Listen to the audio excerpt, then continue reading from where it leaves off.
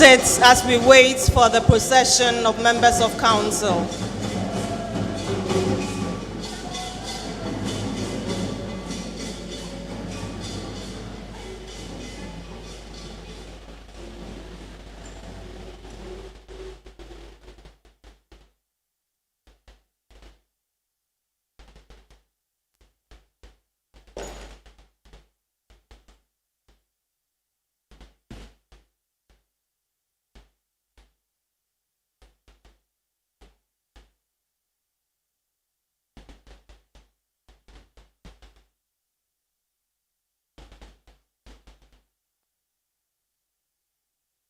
I would like to remind all graduates who are entering the hall that if you have a sash over your graduation gown, kindly take it off.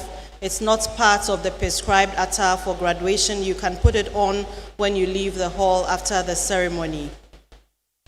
Also, if you need to use the washroom, the female washroom is to my right, which is to your left, and the male washroom is to my left, which is to your right. We also have mobile toilets we've made available outside the hall.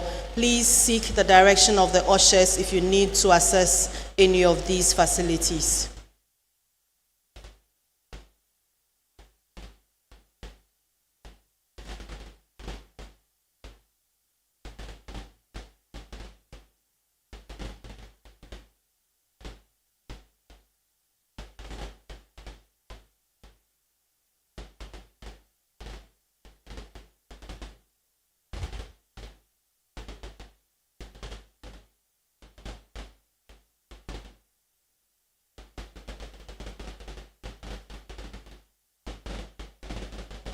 If there are any guests seated in the courtyard, please rise for the council procession.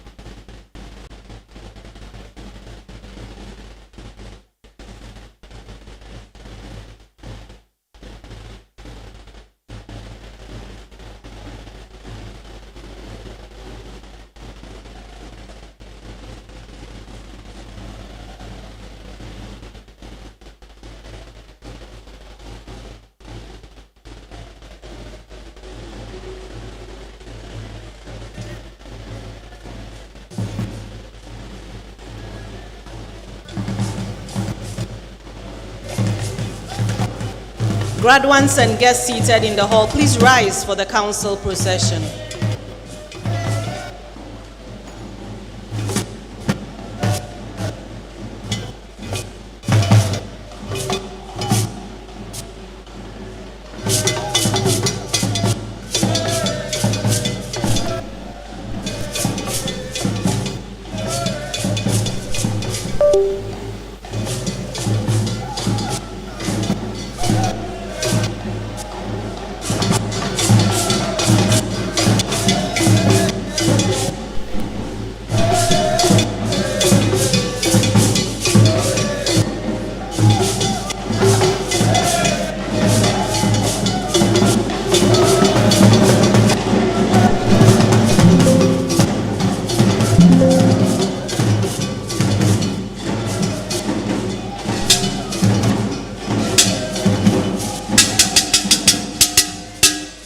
Amafwe Legon Crotre ne Akpemu Chidom ne Ankobia from Adom ne Akoinese Omamatnasio Nyoya Adia Fatano Obre Onwa no nya ho Legon Penifo and Legon Mampenin Onene dom na esi no Muamuni wono Moshawon.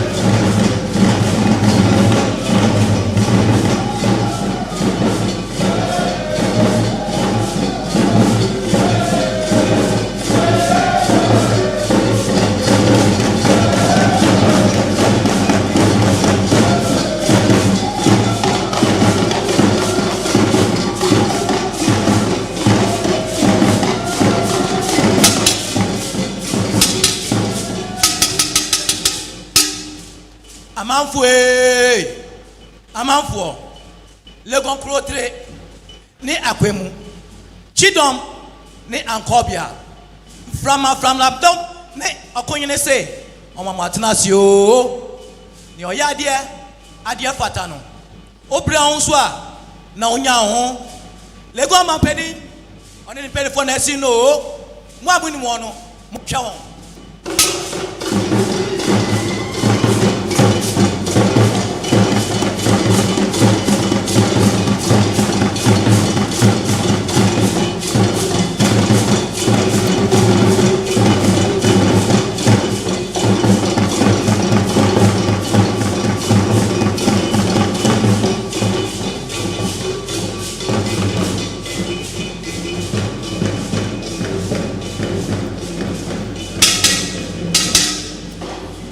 Modimbo ne abasobo mbraso moma ye na ye fe ni gie odo ene eni motie empene won lego mampeni gumu brebre okodonto. Please remain standing for the national anthem.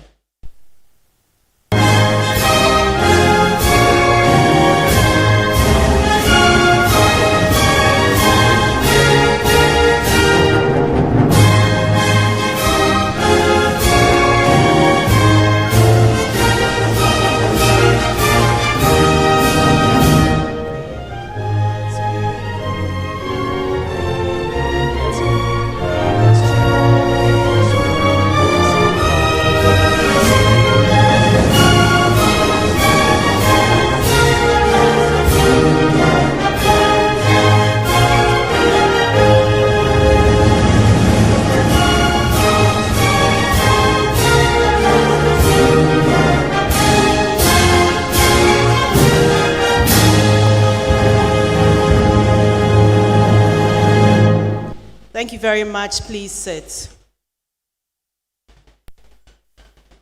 Member of Council representing the Chancellor, Pro-Vice Chancellor with responsibility for academic and student affairs,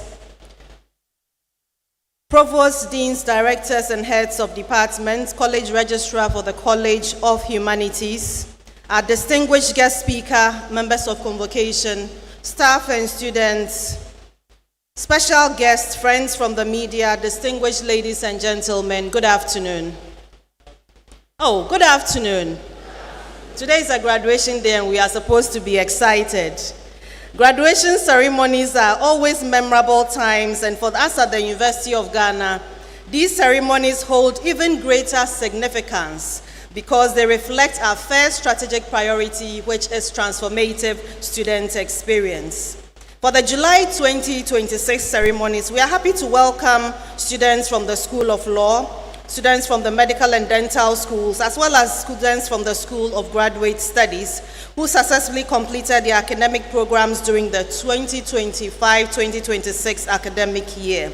This morning we had a ceremony for students from the School of Graduate Studies, and this afternoon we are delighted to welcome undergraduate students from the School of Law and from the Medical School and Dental School. We are happy to announce that each of you graduates will receive an on-stage photo. And so we want to ask that when you come up for the handshake, please pause for a few seconds. Look into the camera of the photographer in the lemon green and blue reflective vest and smile for a memorable photo.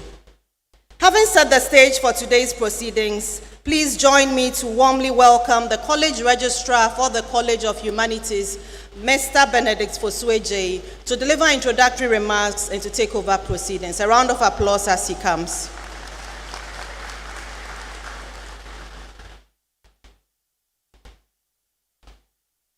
Thank you, Ms. Onsori.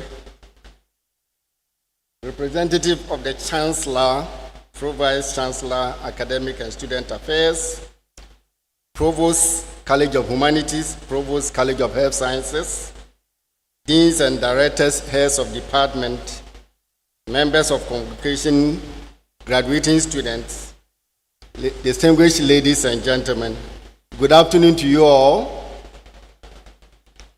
Good afternoon. Thank you so much.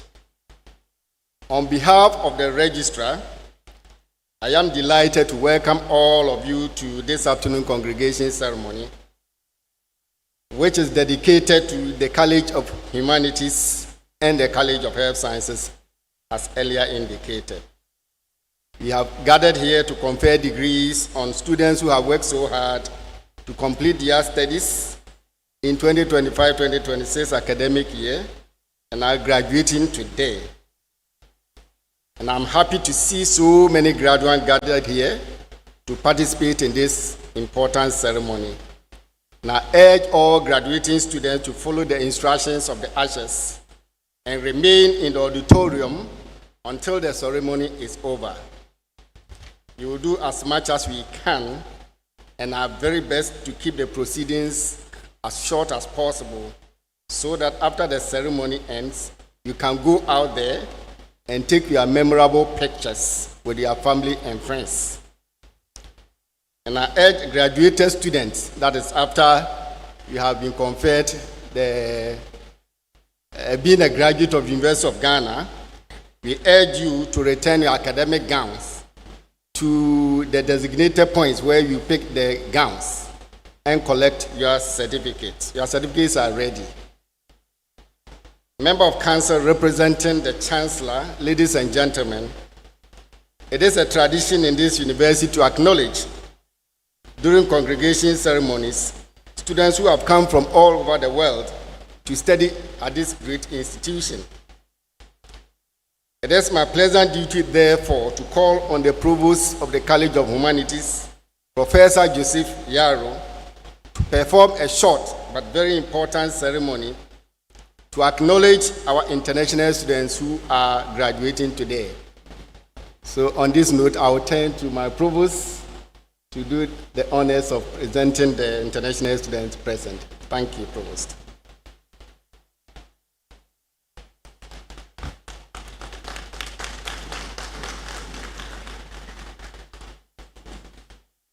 Thank you, Mr. Fusoji.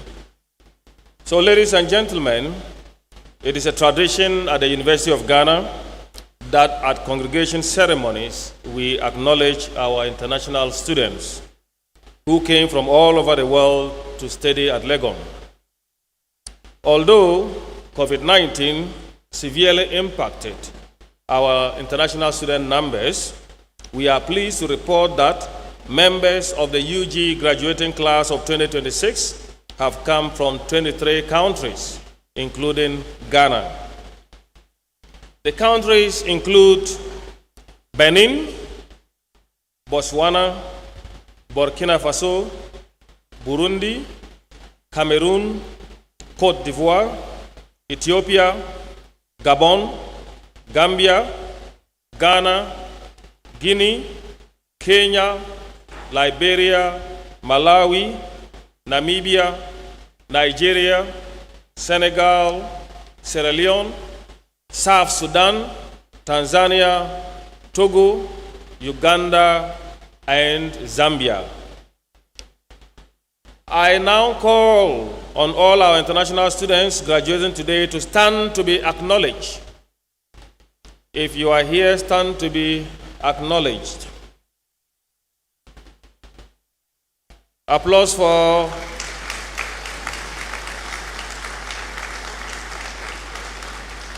our dear international students. We cherish your contribution to the academic and social life of the University of Ghana and wish you well in your future endeavors. Please be seated. Thank you.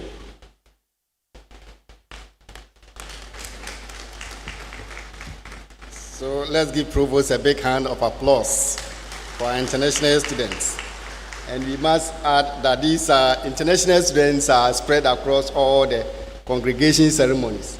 So if you see a few here, there are others in the other sessions that we have had or will have tomorrow.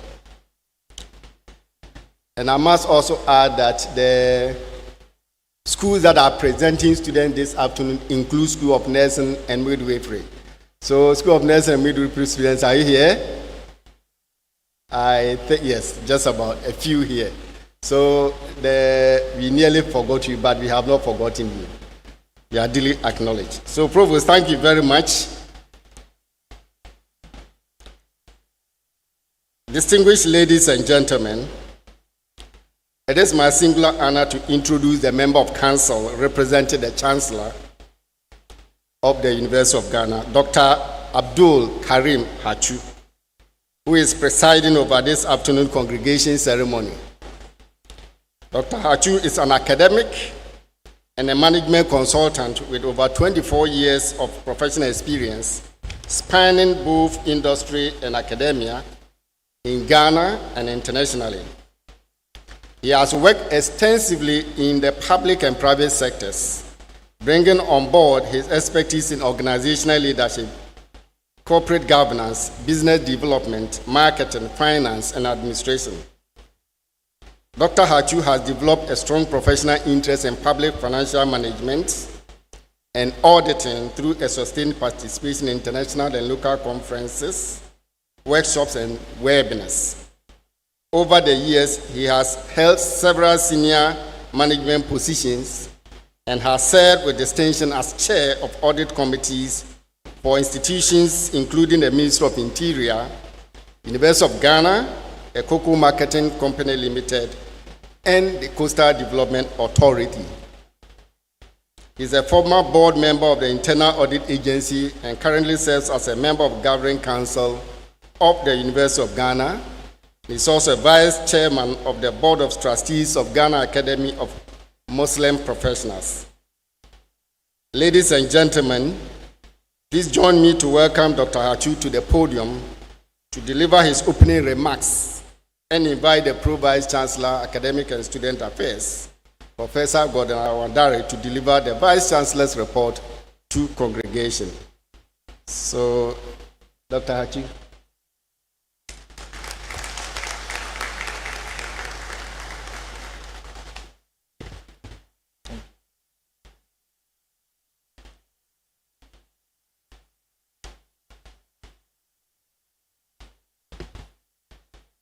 Good afternoon. Members of the University Council here present, Pro Vice Chancellor, Academic and Student Affairs, and other officers of the university, our guest speaker, members of convocation, staff and students, alumni, graduating students, Nime and Name that may be present here, invited guests, distinguished ladies and gentlemen. This afternoon's ceremony reflects the shared pride of the entire university community as the achievements of our graduating students are the culmination of shared effort of families, faculty, administrators, benefactors, and funding partners. To you, our graduates, I offer my warmest congratulations. Your journey to this point demanded perseverance, discipline, sacrifice, and you have been able to make it all. You faced challenges that you never imagined, but you did not give up. Your presence here today is confirmation of your resilience and determination, and we celebrate you for this great accomplishment. I wish to recognize the unwavering commitment of the university's management to academic excellence, of which you are beneficiaries. Through strategic leadership, the university management has strengthened systems,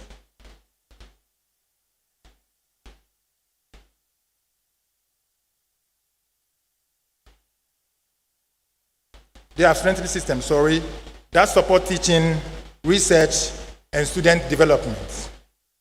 These efforts are shaping a truly transformative student experience, and I urge management to continue in this direction. distinguished ladies and gentlemen, it is now my pleasant duty to declare this assembly duly constituted for the award of degrees to you successful graduates. At this point, I have the pleasure to invite the Pro Vice Chancellor in charge of Academic and Student Affairs, Professor Gordon Awandari, to present the report on the status of the university on behalf of the Vice Chancellor. Pro VC, your audience. Audience, your Pro VC. Oh, sorry. I think I'm short, huh? Good afternoon.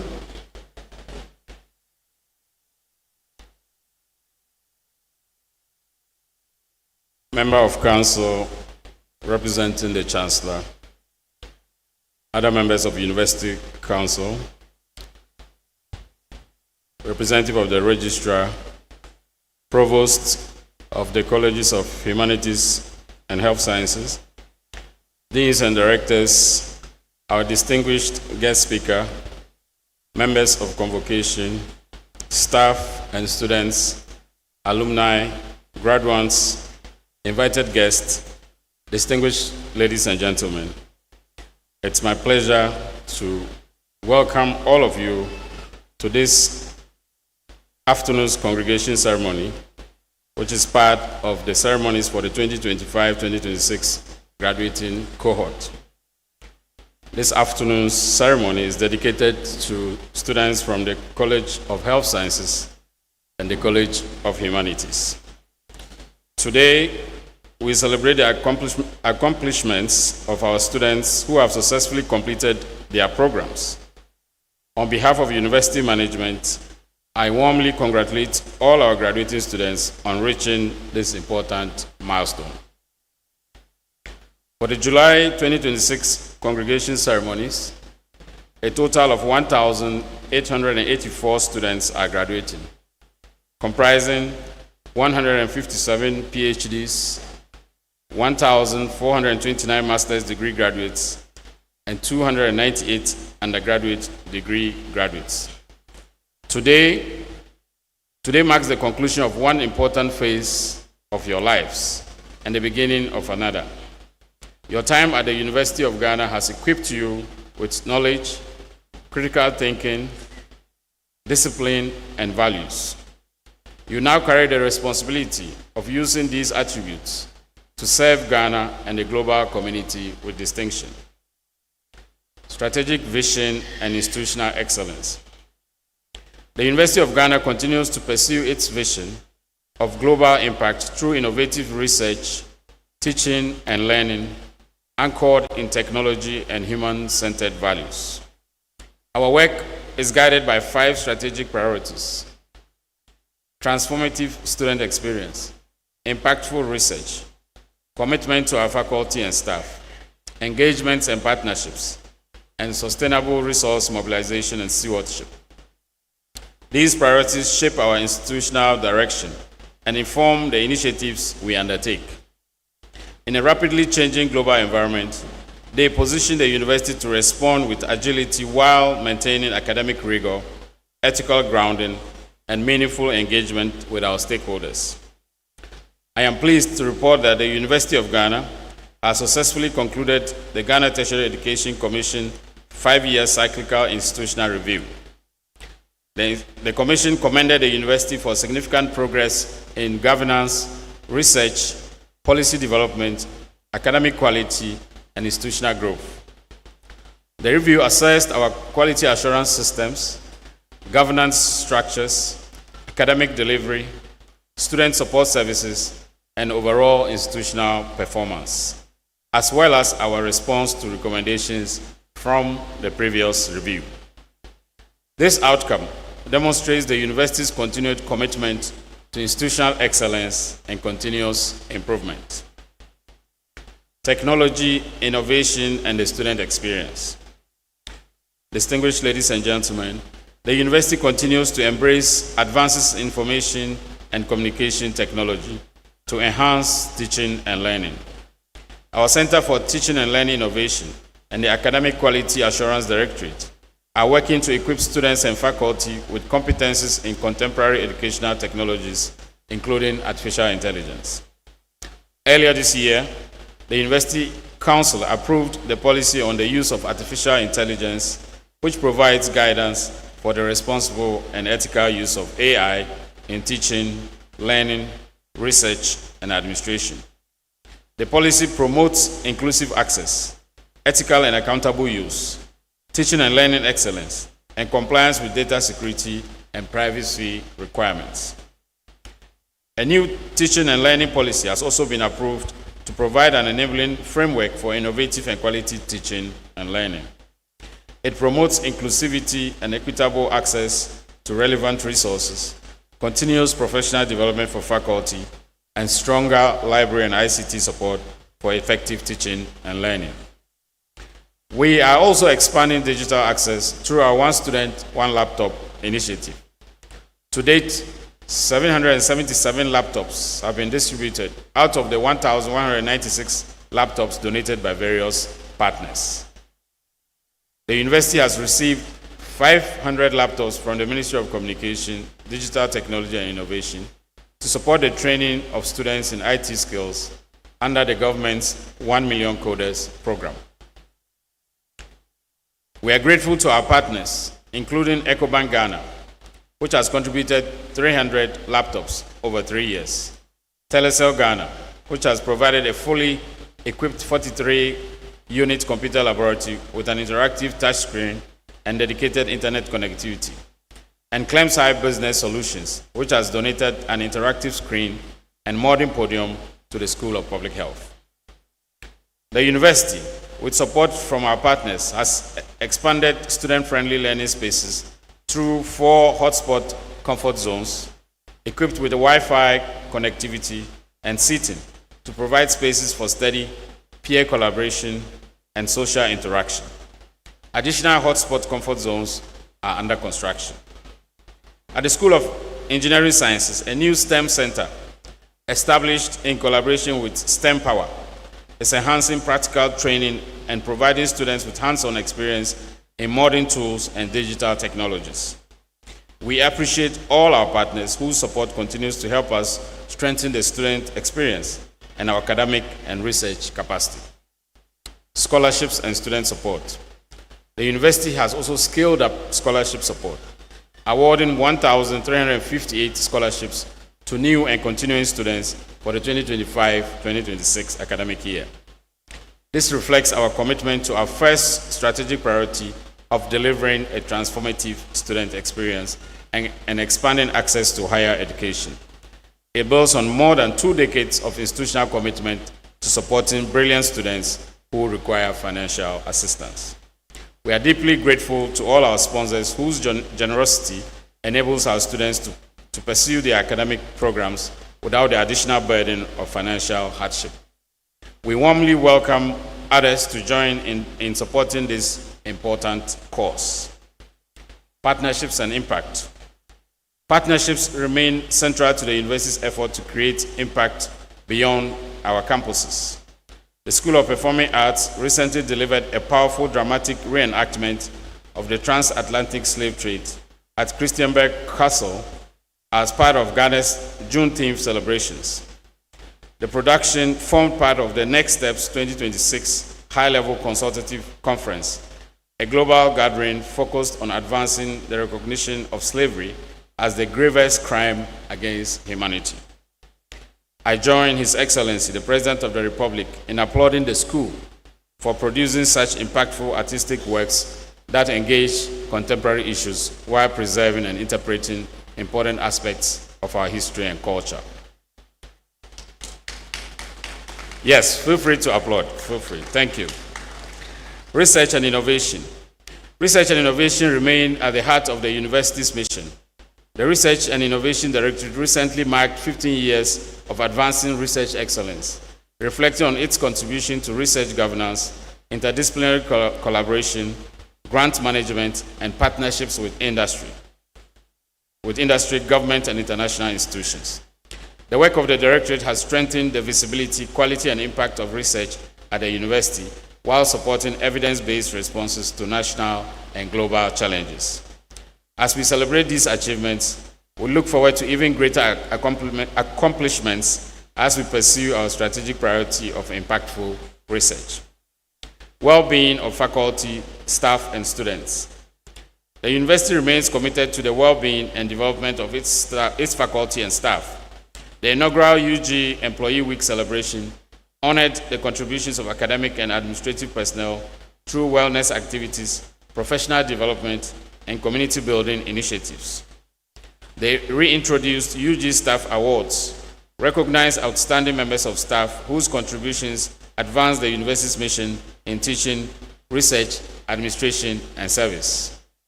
The university has reviewed its sexual harassment and misconduct policy with emphasis on strengthening reporting mechanisms and enforcement, while extending its jurisdiction and improving cooperation with relevant external authorities.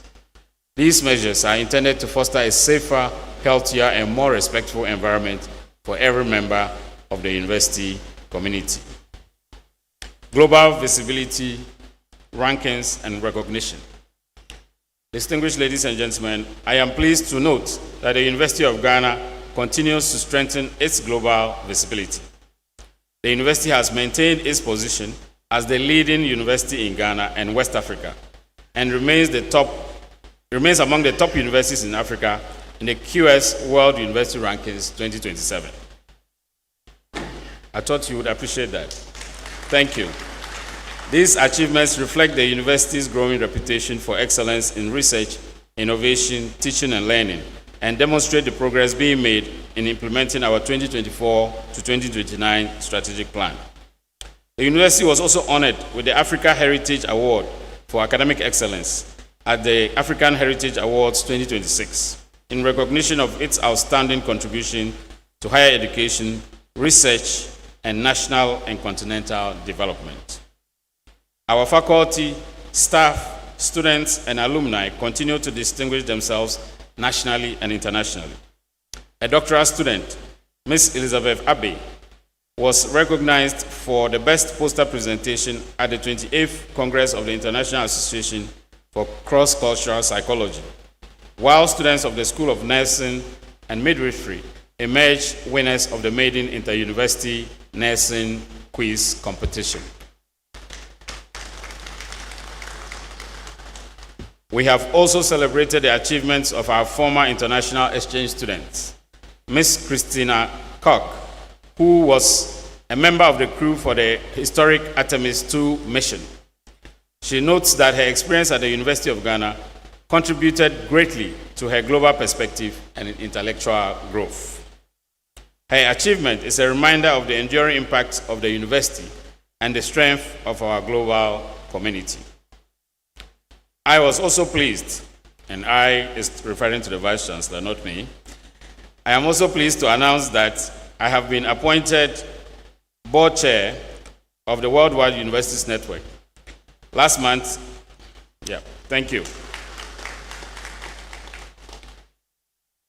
Last month, I delivered the 2026 Distinguished Africa Lecture at Warwick University in the United Kingdom on the theme, Whose Language Counts?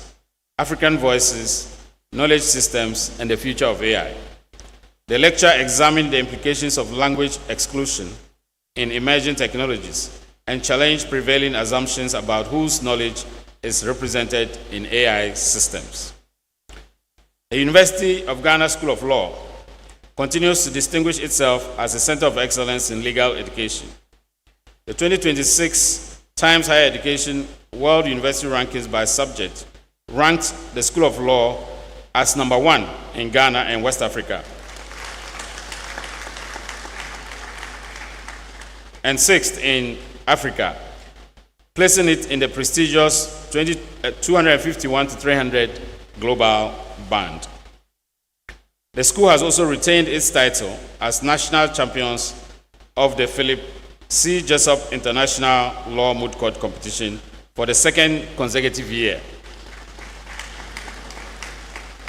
earning the honor of representing Ghana at the International Championship in the United States of America. And just this week, I'm told, Our students also won the national moot court competition that was organized as part of the celebration of the anniversary of the Supreme Court.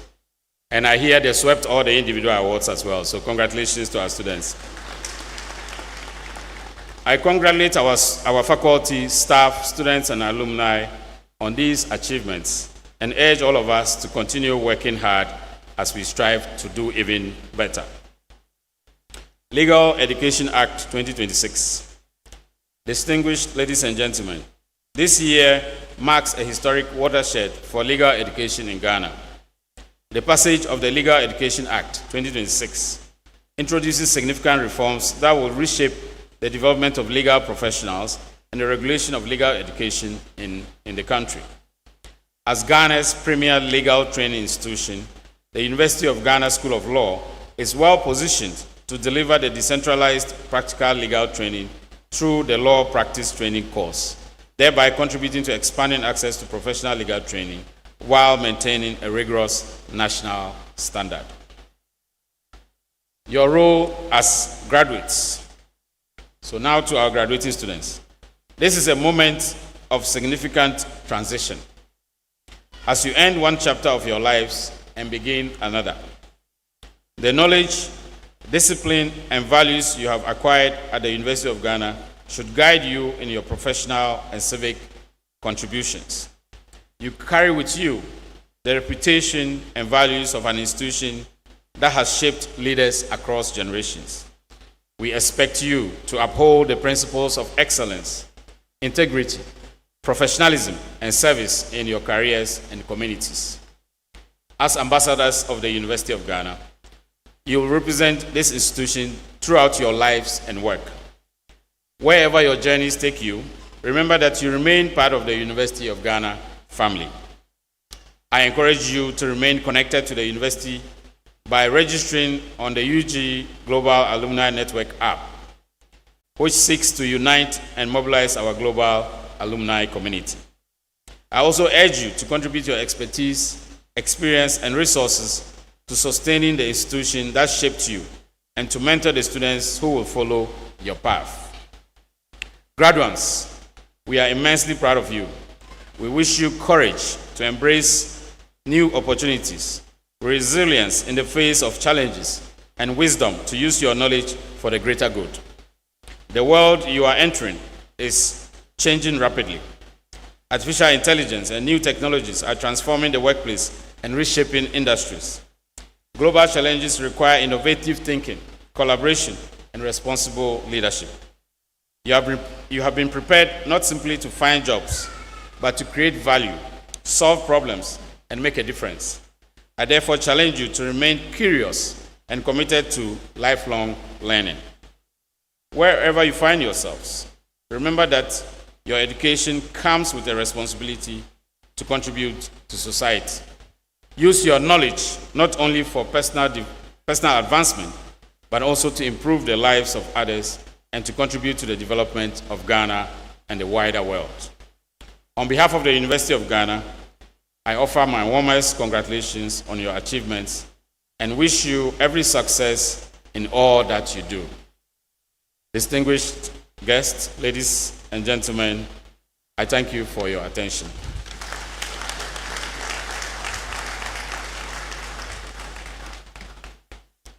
I will ask for a big clap for Pro-Vice Chancellor once again. If nothing at all, you heard about the hotspot comfort zone and the many scholarships that some of your colleagues have enjoyed. So, Pro-VC, thank you very much for the report. Ladies and gentlemen, I will now introduce our guest speaker. Our guest speaker for this afternoon's ceremony is Professor Mame A.S. Mensah Bonsu.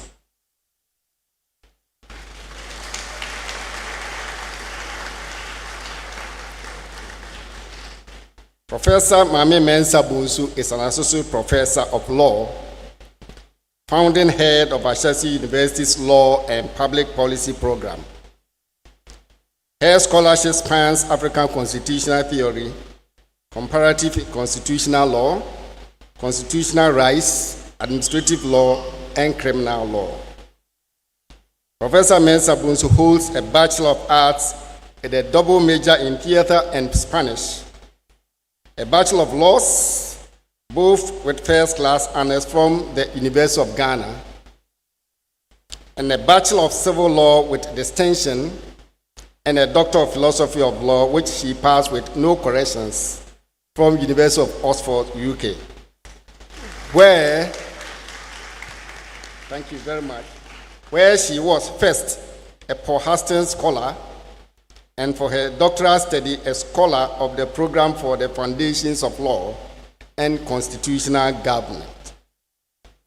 She has published extensively with respected publishing houses, including Oxford University Press, Routledge, University of Chicago Press, and many leading journals. And I have abridged the profile, so you find the full profile in the brochure you have at the moment. So, ladies and gentlemen, please join me to welcome our guest speaker, Professor Mami A.S. Mensah Bonsu, to the podium to deliver her address. Thank you. Welcome.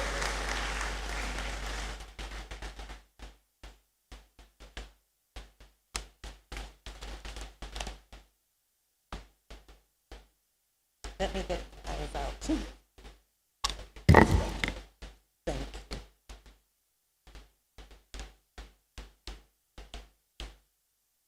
Good afternoon, everyone. The representative of the Chancellor, members of the University Council, the Vice-Chancellor, Pros Vice-Chancellors, the Registrar, Provosts of the Colleges of Humanities and Health Sciences, chairpersons and members of the college advisory boards, deans, directors and heads of department, members of convocation, staff and students, alumni and friends of the university, graduates, invited guests, distinguished ladies and gentlemen. I would first like to thank the Provost of the College of Humanities and the Dean of the School of Law for the invitation to be your congregation speaker. As a two-time alumna of this university, I am especially appreciative of the honor it is to be invited to speak at today's ceremony here in this university that is older than the country.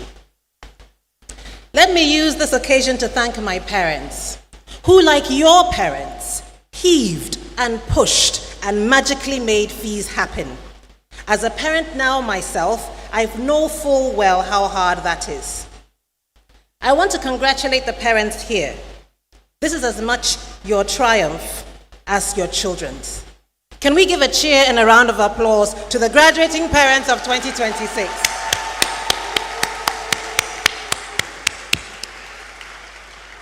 You have earned that. You each have your battle stories of how you got your kids here. My parents certainly do. I never did my homework when I was in primary school. I firmly believed that if I did not understand the material, taking more home would make no difference. And if I did, then it was unnecessary. My poor mother several times drove to a classmate's house trying to find out what the assigned homework was. I think she still cannot quite reconcile my homework-free philosophy of my childhood with my research-loving adulthood. As I prayed and reflected on what to say to you, I could not help remembering how it felt to be sitting where you are 15 years ago when I graduated from this very program. I remember being tired, so tired, I kept randomly falling asleep for the first 2 weeks after my last paper, more than once in the middle of some conversation. One time, my Aunt Maggie came to visit. We were sitting on the sofa, chatting. I was speaking, and then I woke up, apparently several hours later. She was gone with my sons and had left a note that she took the boys because I needed the rest.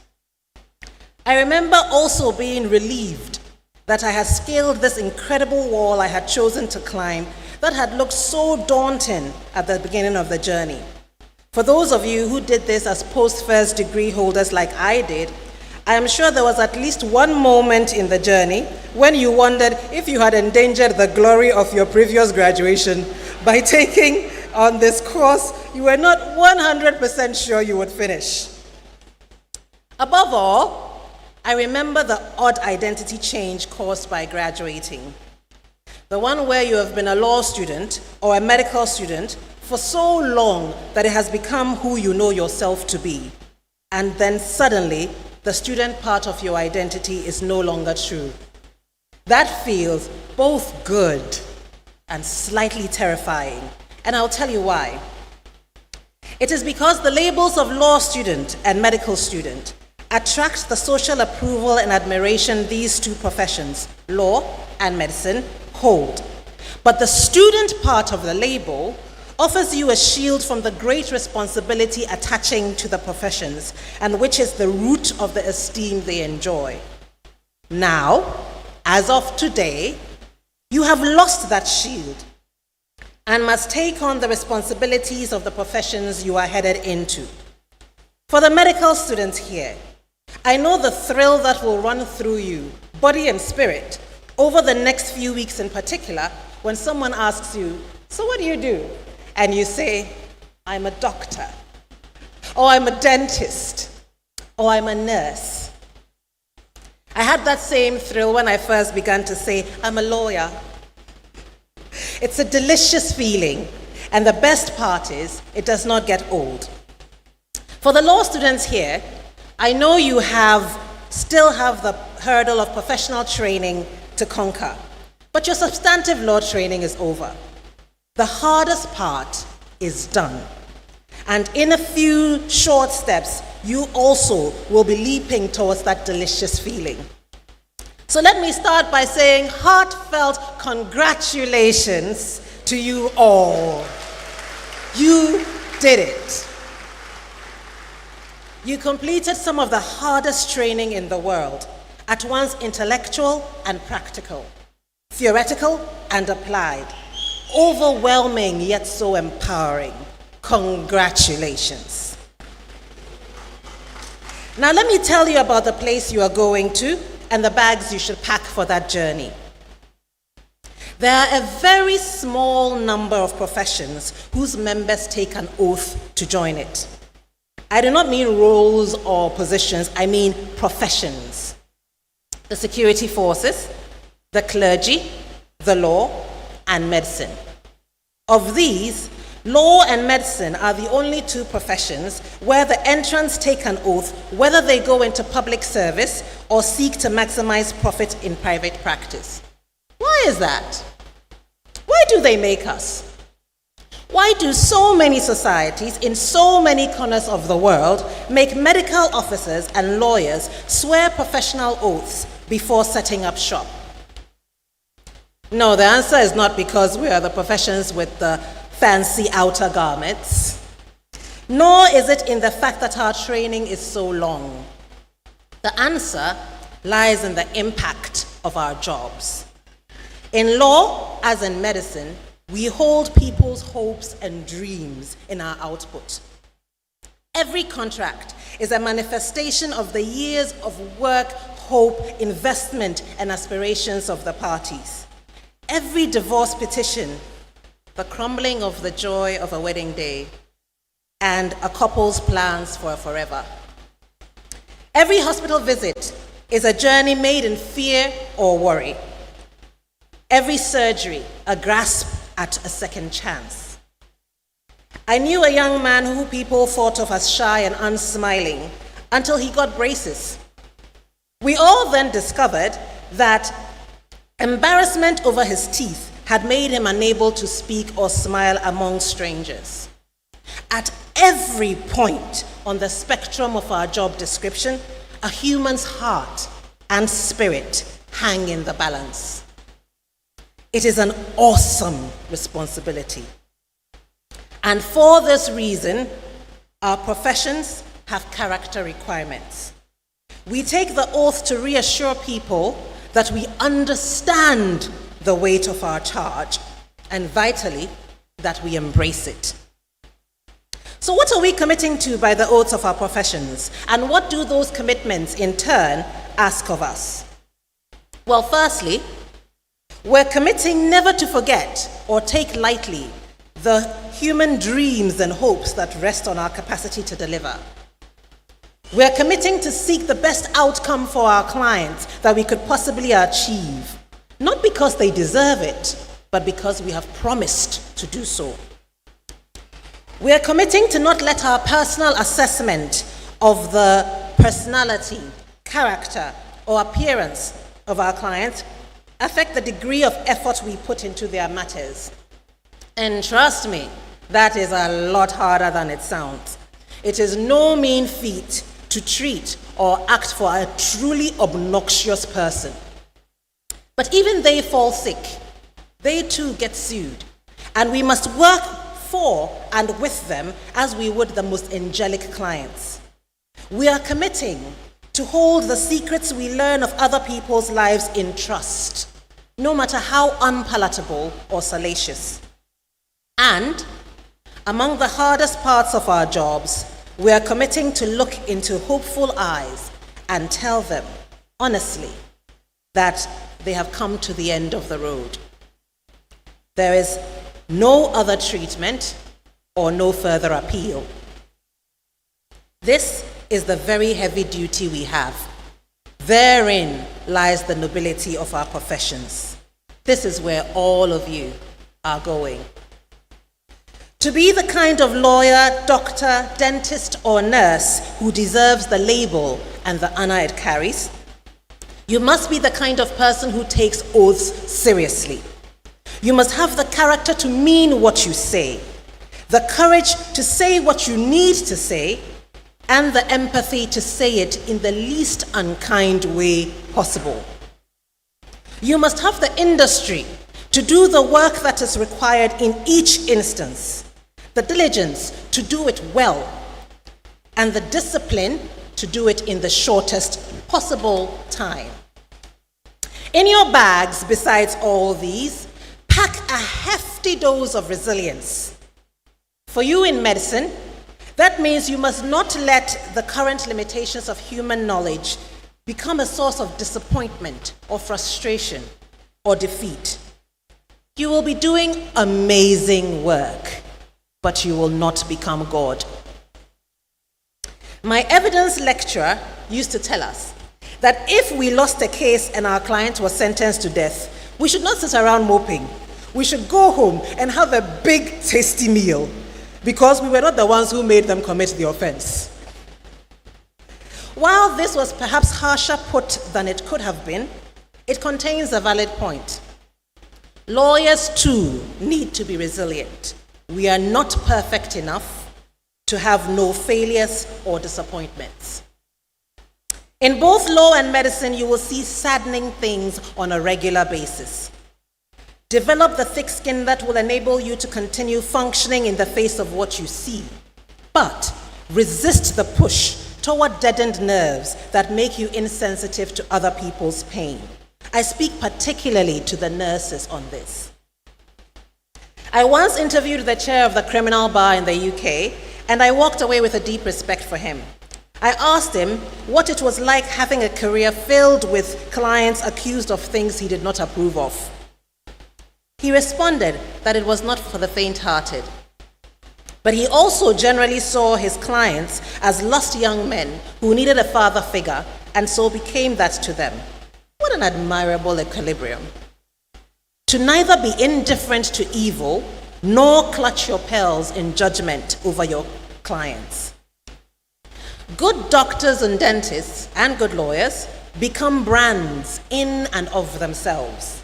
People will come from far and wide to seek your services, and over time, your very name will come to mean something. It is easy to become more interested in maintaining your record than in the welfare of your clients or the good of society. Do not let your stardom be or become the pillar, the central pillar of your life. It will turn you into a person that you, sitting here today, are not. Doctors who discharge patients just so they don't die on their watch.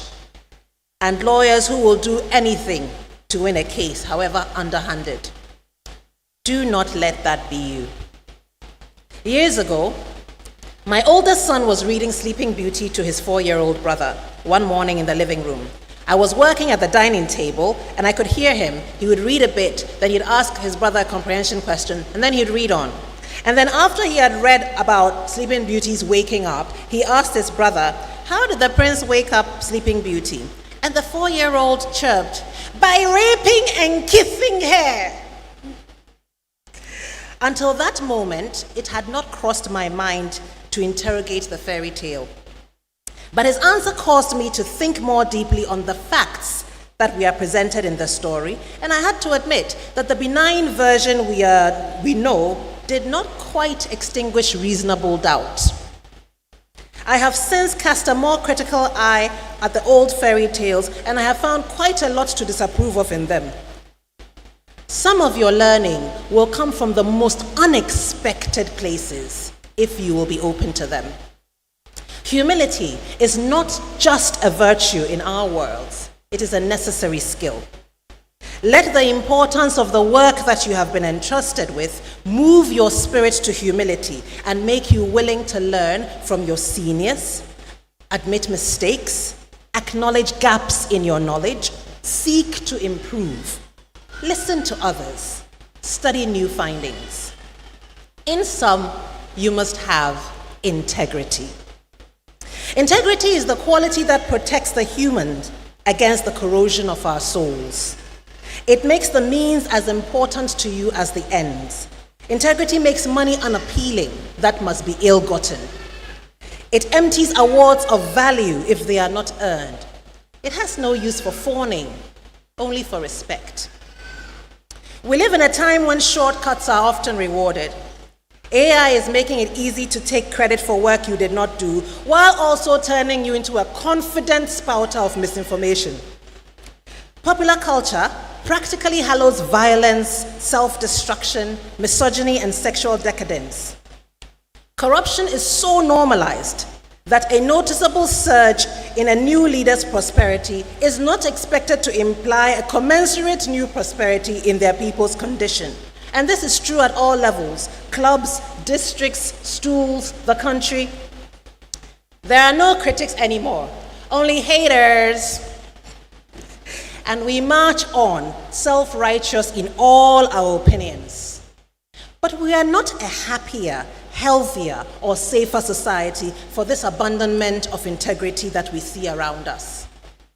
We can only recover the virtues of society eroded by this exaltation of luxury, self, and fame above all else by refocusing on principled living.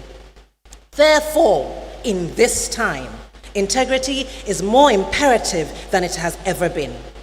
Our medical officers and lawyers must not take shortcuts with our lives and dreams. You must not be self-serving, interested only in the fame and fortune that might be wrangled from a client's case. Do not be quicker to write Facebook posts and Twitter comments about your cases than to see the clients whose lives carelessness on your part could jeopardize. There are far more important things than the fleeting fame and envy that social media breeds. You must be able to handle both pressure and criticism. Not every circumstance must be giving, and not every criticism is toxic. View leadership positions not as making you the most valuable person in the community, but as making you primus inter pares, first among equals.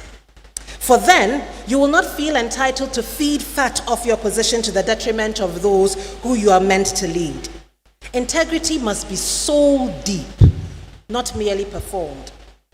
My grandmother, Adjoanyekua, a woman of great integrity, once called a speaker at an event dishonest who was introduced as a doctor. But it turned out that he had been referred in one of his final year courses and so had not graduated. Teenage me said to her that it would have been really awkward for him to have corrected the MC under the circumstances. The MC gave him a lot of funds. Doctor, before he came up. My grandmother's response had a profound effect on me. If, she said, he had been introduced as a messenger or a pupil teacher, he would have found a way to correct it, even if it was at that same function and by that same MC. She was not wrong. Before I became professor, people would often address me as Prof.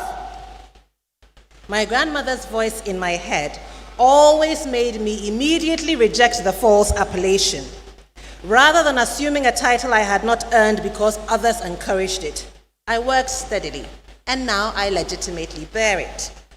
Integrity must emanate from your core, and it must not depend on what others do or encourage. It is what makes a doctor, a dentist, a nurse, a lawyer noble. And that nobility allows us to live on long after we are gone through our work and our name. It is one thing to be a great law student or medical student and enjoy the promise of the honor of the profession. It is another to be good at the job itself and bear the responsibilities nobly. When I was a little girl, I was careless. My mother used to say in exasperation that one day she'll come and pick me up from school and she will run into my uniform, lost and looking for me. But as an adult, I am the family records keeper.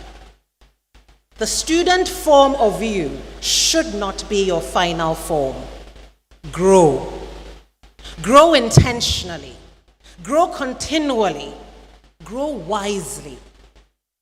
One final thing that law and medicine have in common is that they are features of God.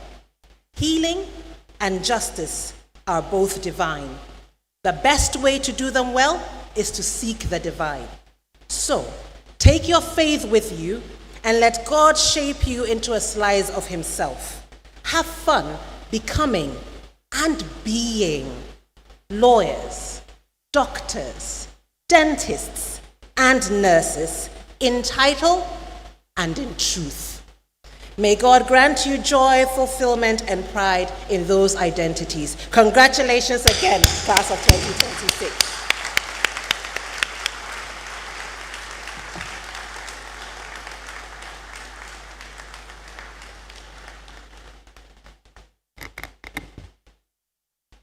Thank you very much, Professor Mami Mensah Bonsu. What do you say to Prof? A big clap.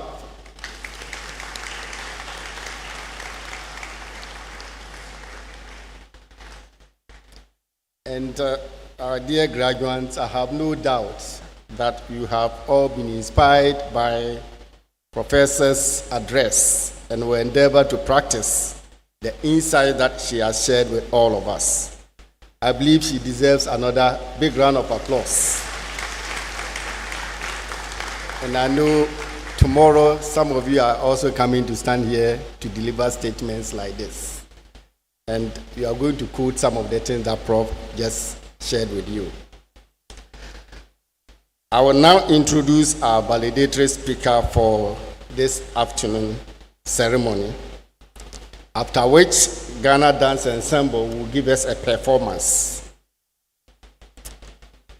Distinguished ladies and gentlemen, it is a tradition here in the University of Ghana that at congregation ceremonies, one of the best graduating students delivers a valedictory message on behalf of the graduating class.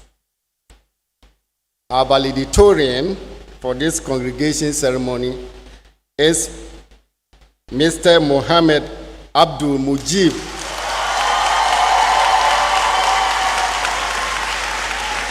I am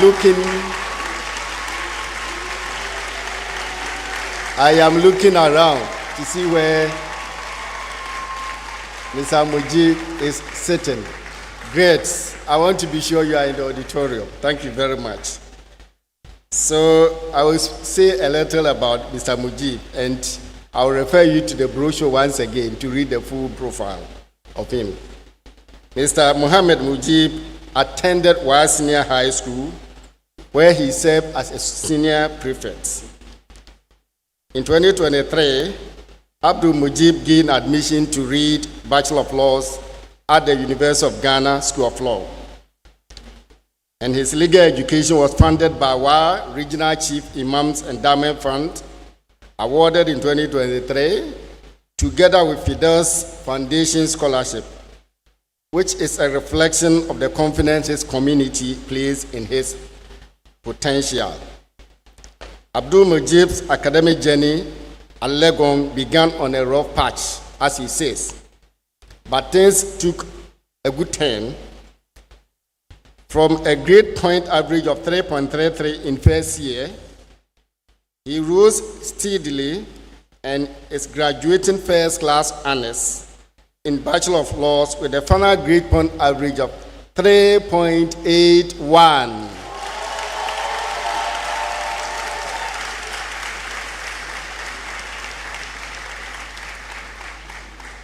That is not a small achievement at all. You all attest. Abdul Mujib benefited from an internship with Minerals Commission of Ghana, where he gained practical experience. He's a passionate leader and ready to serve his community or give back to society.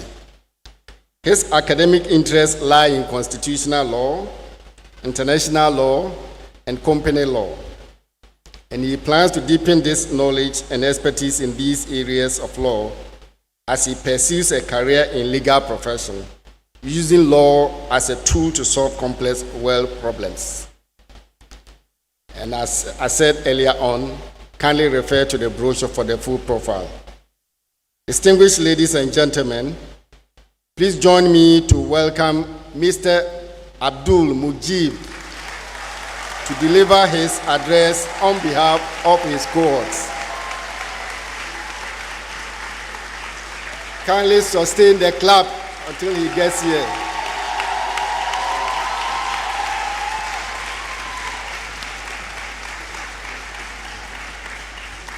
Well done.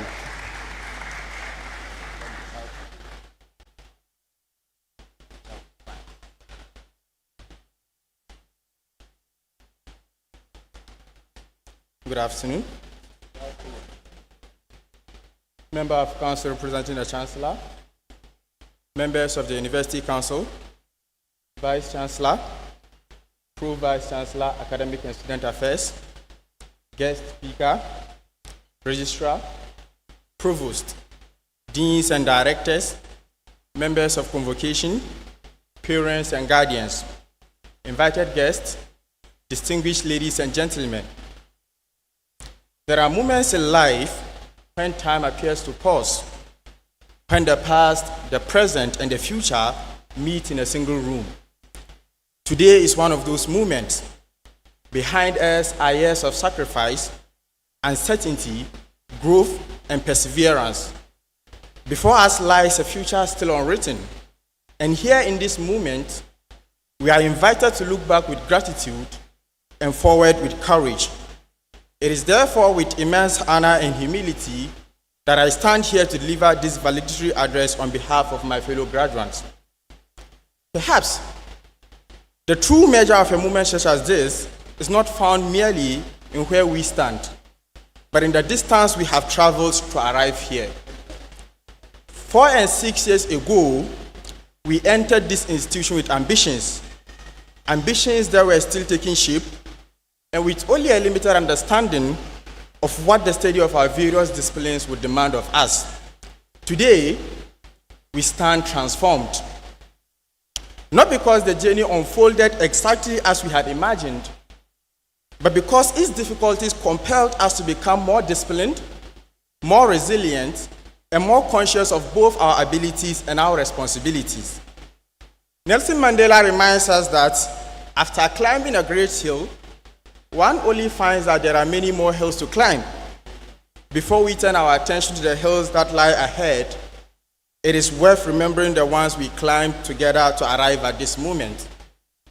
Class of 2026, the first of those hills appeared almost immediately.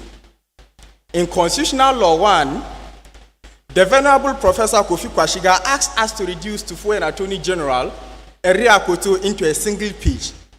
A single page. When the arguments of counsel alone seemed long enough to constitute an entire course, we wrote, counseled, and sought help from our seniors, who unfortunately were still negotiating their own peace with the law. Before we could recover, contract law introduced us to Khalil and Kabolik smoke ball, a 19th century old case written in English that appeared equally ancient. We read it, briefed it, and nodded in class as though everything was perfectly clear. Then came our first surprise interim assessment. How some of us passed remains a matter safely outside the jurisdiction of this ceremony. By level 200, we believed we had seen enough to face anything. Alternative dispute resolution quickly corrected that confidence.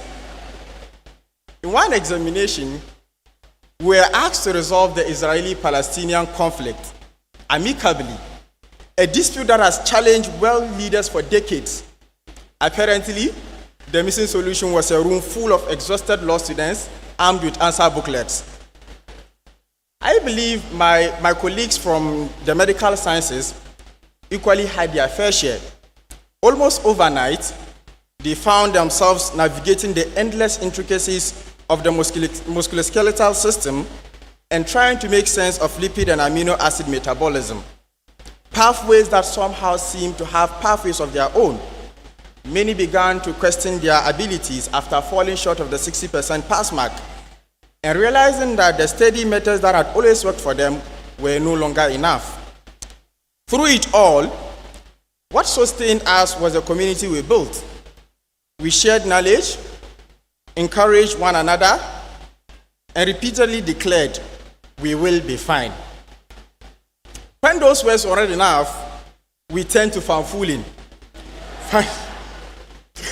finding laughter even in our most difficult moments.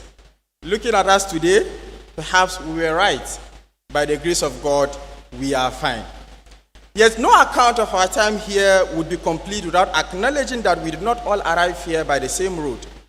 Some paths were straight, others had delays, redirection, and had to be held together by people who saw in us what we could not yet see in ourselves. I stand before you today as proof of that truth. There was a time when a Bachelor of Laws degree was not a dream I dared to hold. I grew up in a family of 9, raised by a single mother, whose quiet strength carried more than words can repay.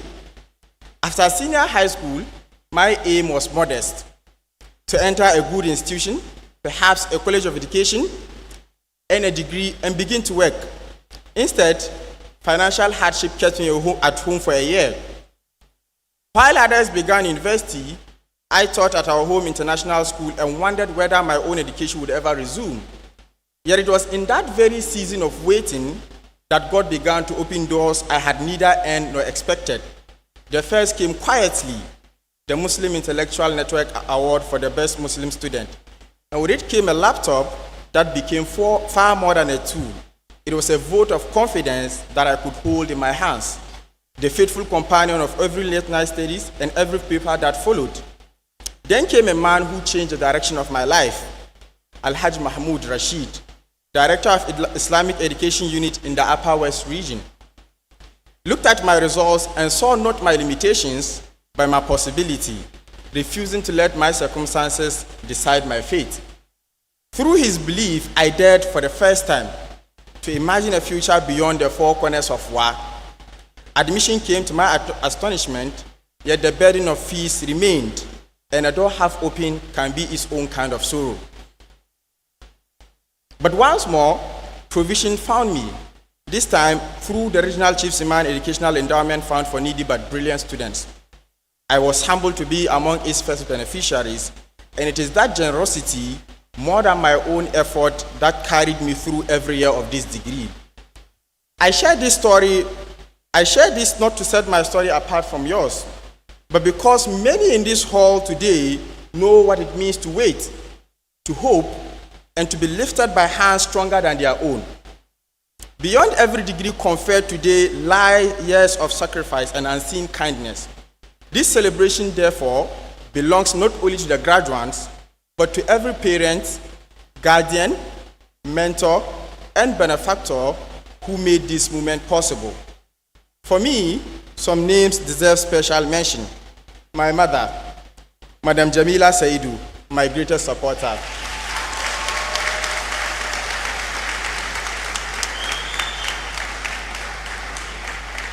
Whose prayers, sacrifices, and unwavering belief have remained my guiding light.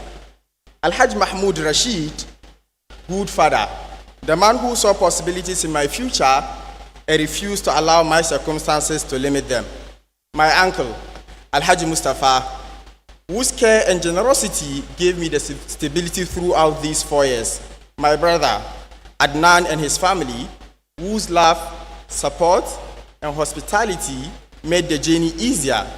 Mr. Rahim Abdullahi, the president of the Muslim Intellectual Network, whose recognition and support arrived at a defining moment in my intellectual journey. To Firdaus Foundation,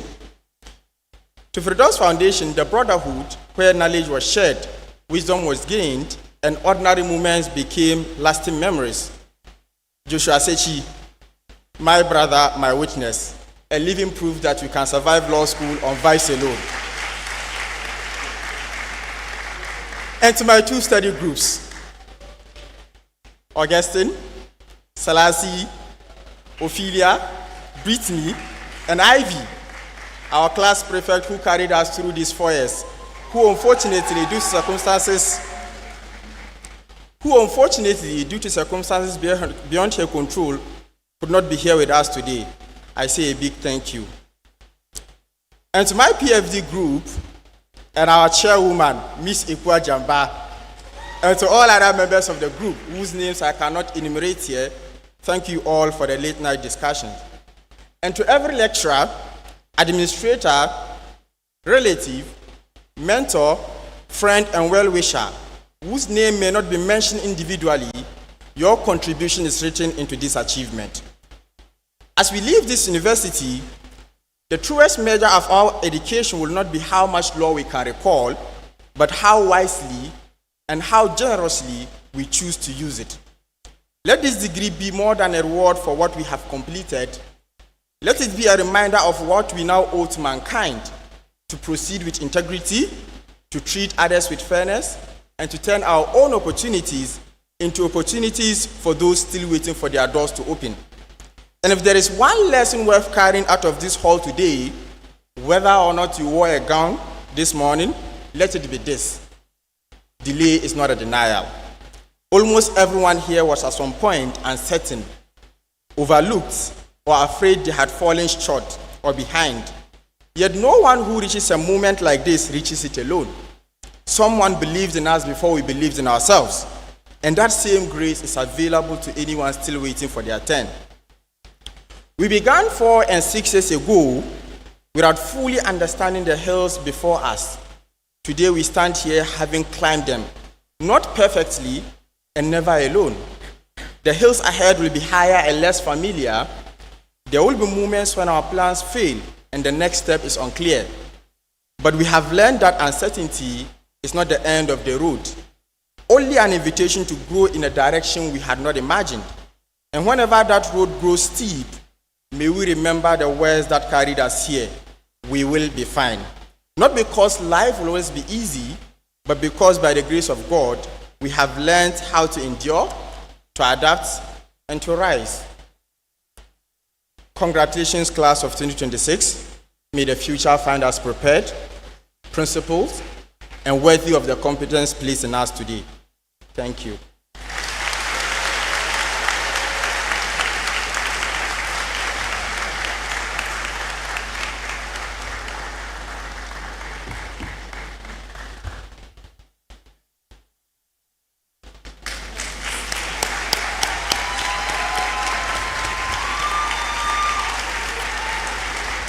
Thank you very much, Abdul Mujib, a worthy valedictorian. He has already gotten something from the high table.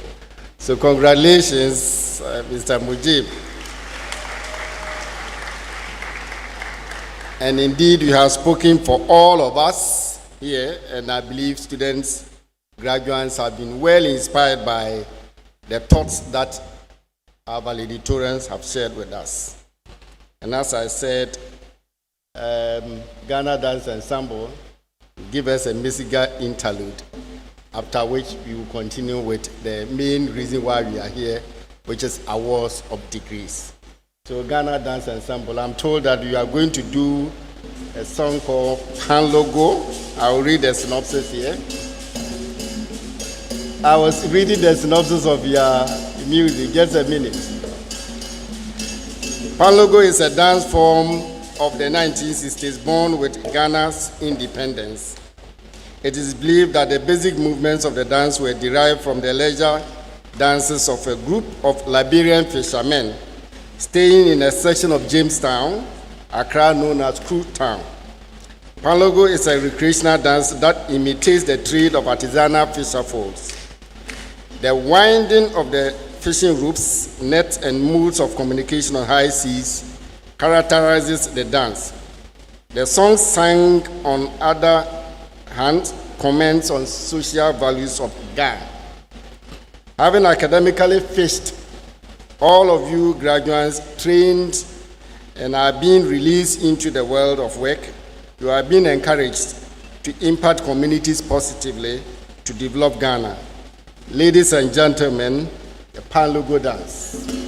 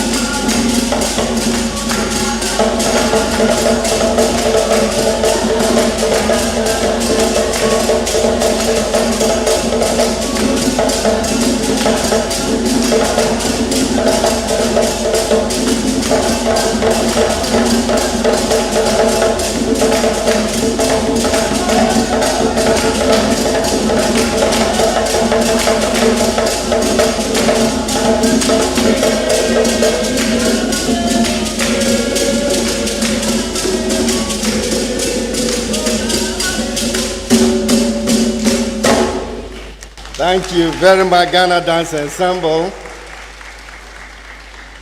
You've really energized all of us for the next phase of the program.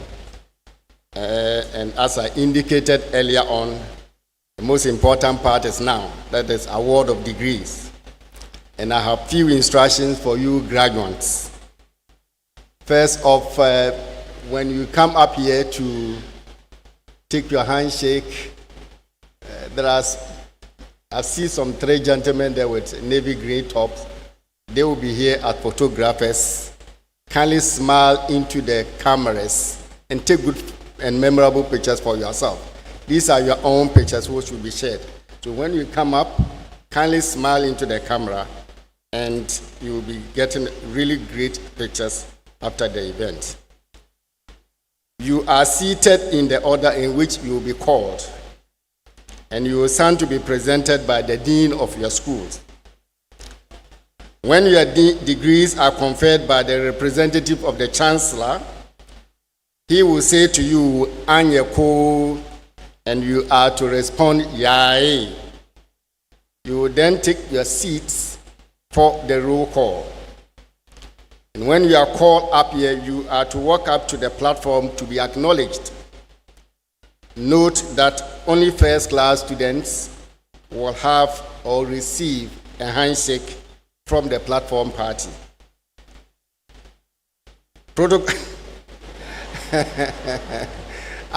I've seen some people have started remembering that is it. I think we give them the benefit of being first class.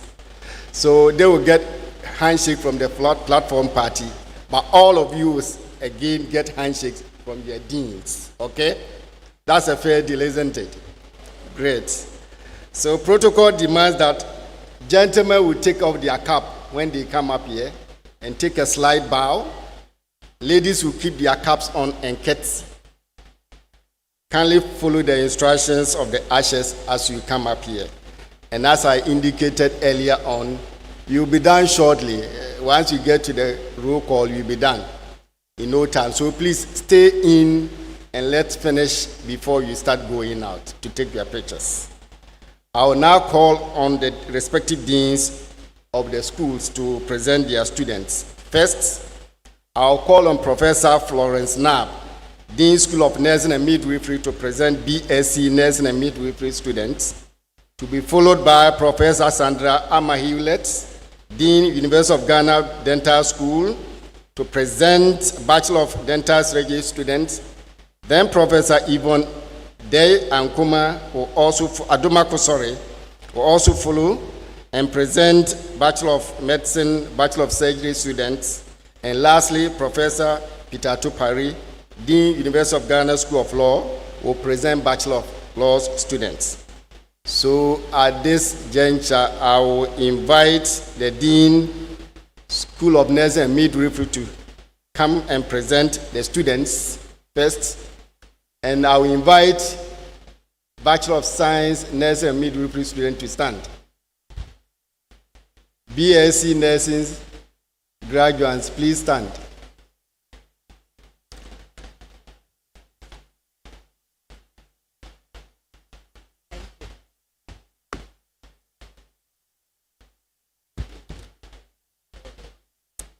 Council member representing the Chancellor, I, Professor Florence Knapp, Dean, School of Nursing and Midwifery, present to you graduates of the School of Nursing and Midwifery. Having followed the approved courses of study over the stipulated period and passed the required examinations, have thereby become eligible for the academic awards to which their studies entitle them. I pray for conferment of the awards due them.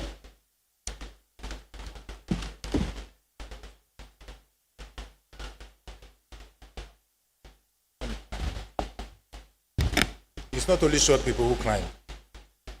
Tall ones can also climb.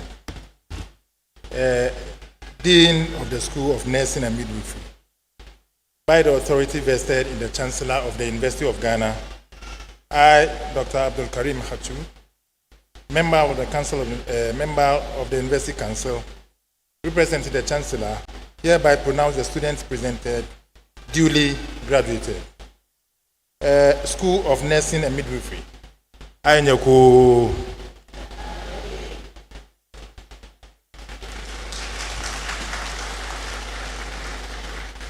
I will now invite the Dean, School of Dental Surgery, to present the students of. Please, Dean, can we have a seat first, please? Kindly present it. So, BSc Dental Surgery, kindly stand.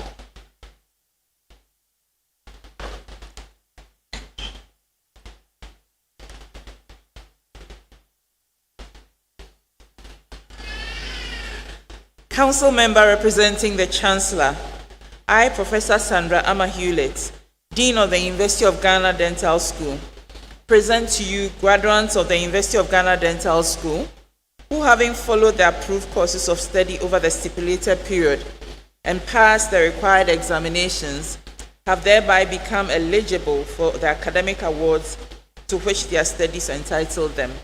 I pray for conferment of the awards due them.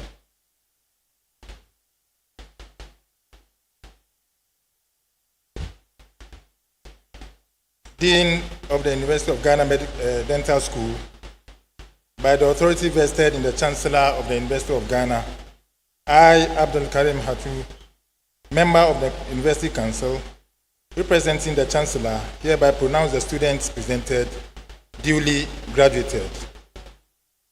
UG Dental School, Ainyako. Kindly sit. I will now invite the Dean, University of Ghana Business School, University of Ghana Medical School, to present Bachelor of Surgery, Bachelor of Medicine and Bachelor of Surgery students. So, BSc, MBCHB, where are you? Please stand. Okay, thank you.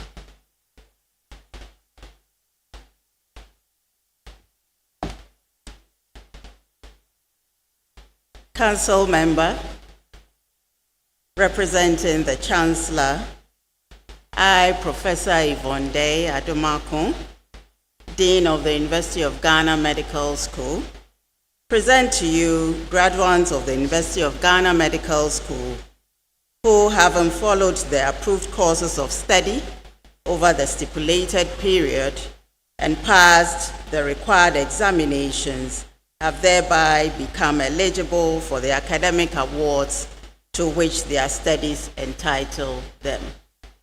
I pray for conferment the awards due them.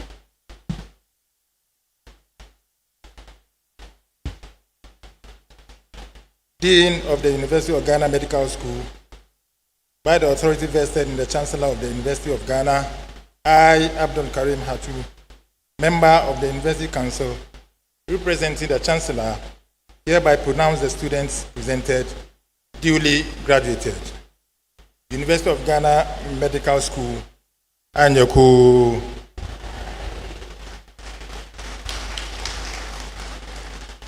And finally, I'll ask Professor Atupare to come and present Bachelor of Law students. So, Bachelor of Law student, please stand.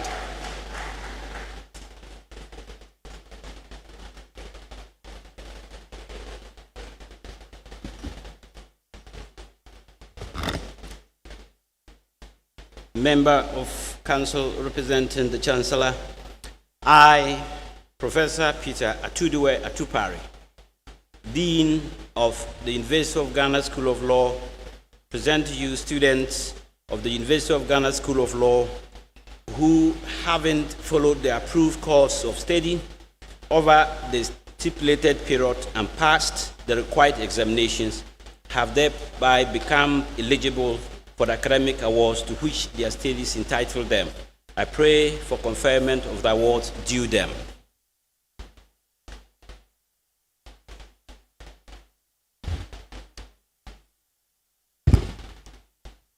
Dean of the University of Ghana School of Law, by the authority vested in the Chancellor of the University of Ghana, I, Abdul Karim Hatu, member of the University Council, representing the Chancellor, hereby pronounce the students presented duly graduated.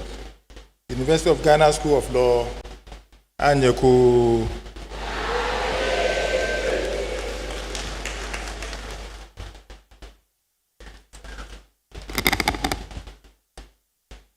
Bachelor of Science in Nursing, Sarah Arthur.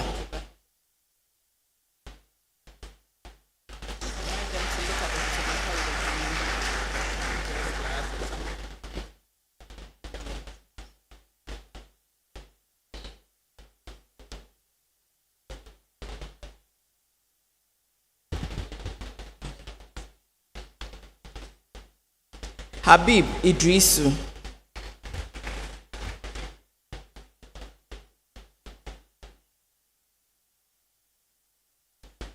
Eileen Gifty Tete.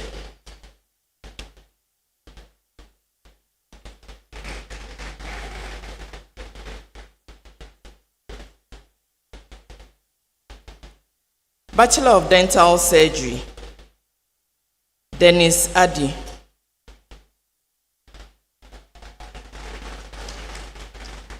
Make Derek Danso Ajiman.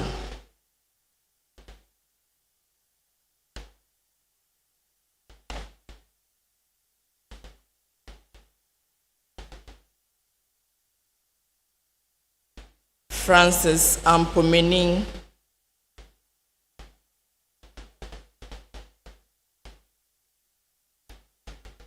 Carmelita Ewinam Baka. Raphael Boache. Francesca Ya Jumfo Bwedu.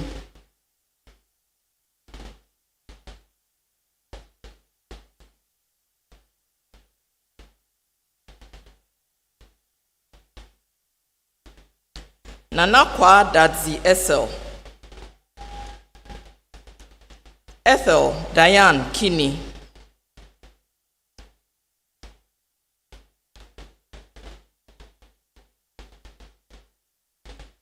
Helen Efwetia Kakra Kumsen.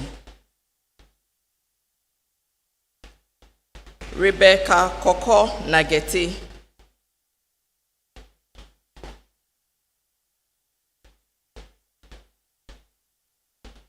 Asante Owusu Bwedi.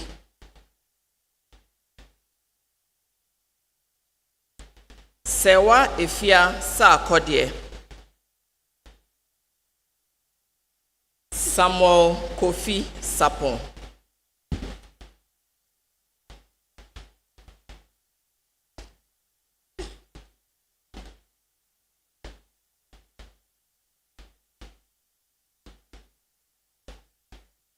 Bachelor of Medicine and Bachelor of Surgery.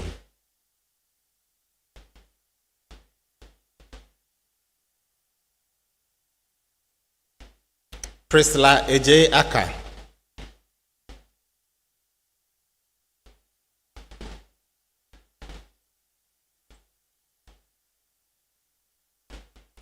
Mavis Ej Yeboah.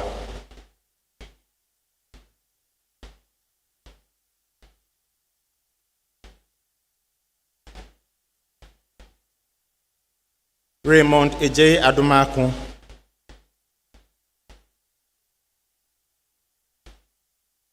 Phyllis Tiwa Edu. Gifty Edu Oduro. Vanessa Esther Ediama.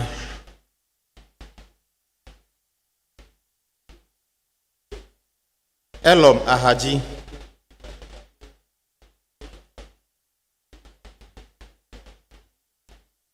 Paul Alombila.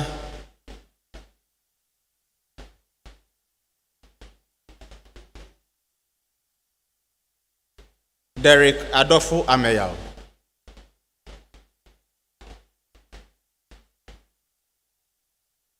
Miranda Na Ode Ade. Francis Charles Aite.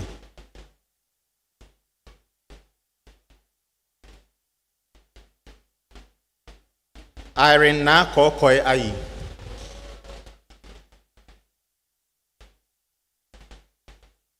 Theodore Kwesin Bailey.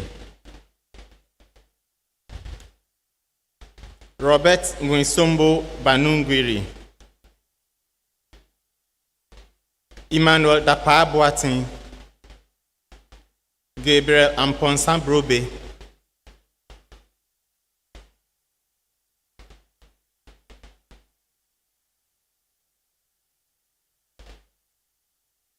Valin Monge Eku.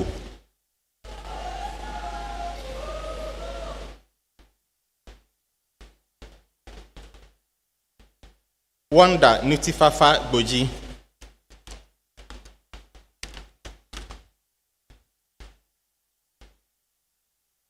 Helen Efuatia Penyin Kumsin.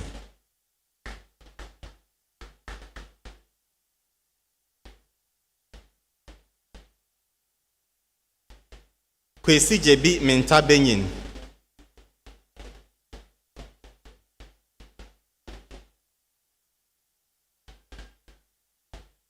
Josiah Ahiakwa Numo.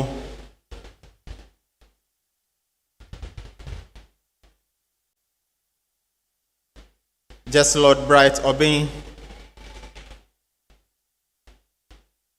Samuel Tete Sebu Ofe.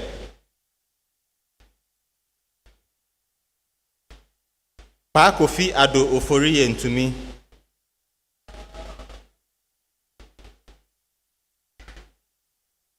Seth Opon.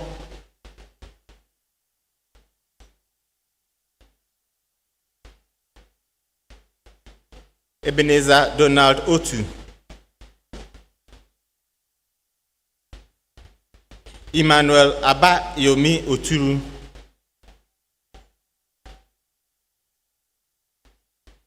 Kenneth Kofi Owusu. Na Akushika Papo.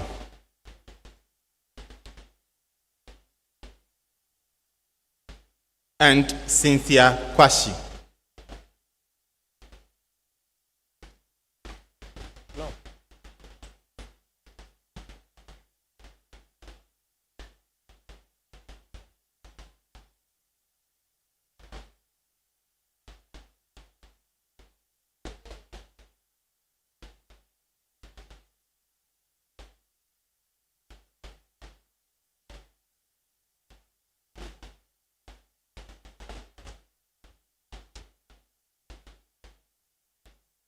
Bachelor of Laws, LLB,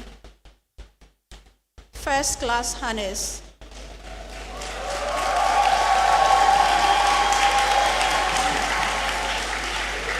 Christabel Ado.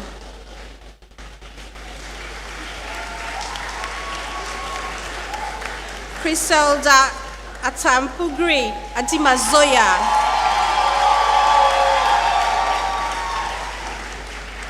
Makafui Paul Akaba. Elsie Eyuram Akubia. Peter Damwa Awuni. Anne Aseye Amadonya. Lidwina Abina Amponsan Efa. Rukaya Maltiti Mahey. Abdul Mujib Muhammad. Catherine Essel Otabil. Velmana Ajele Ochema. Lillian Sika. Sheila Nang Menu Ziem.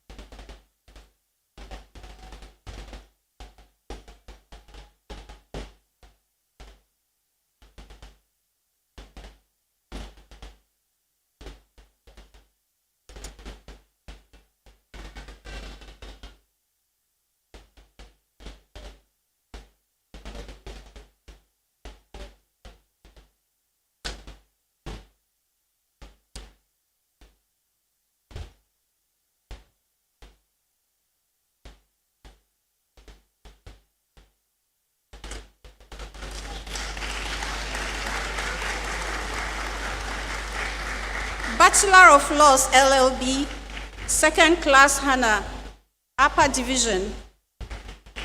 Sima Enyimpa Aban. Deborah Minta Abuaji.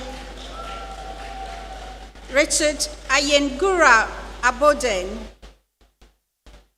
Queen Della Edu Aburuso. Alimatu Sajia Abugri Don. Edward Bright Adiaba.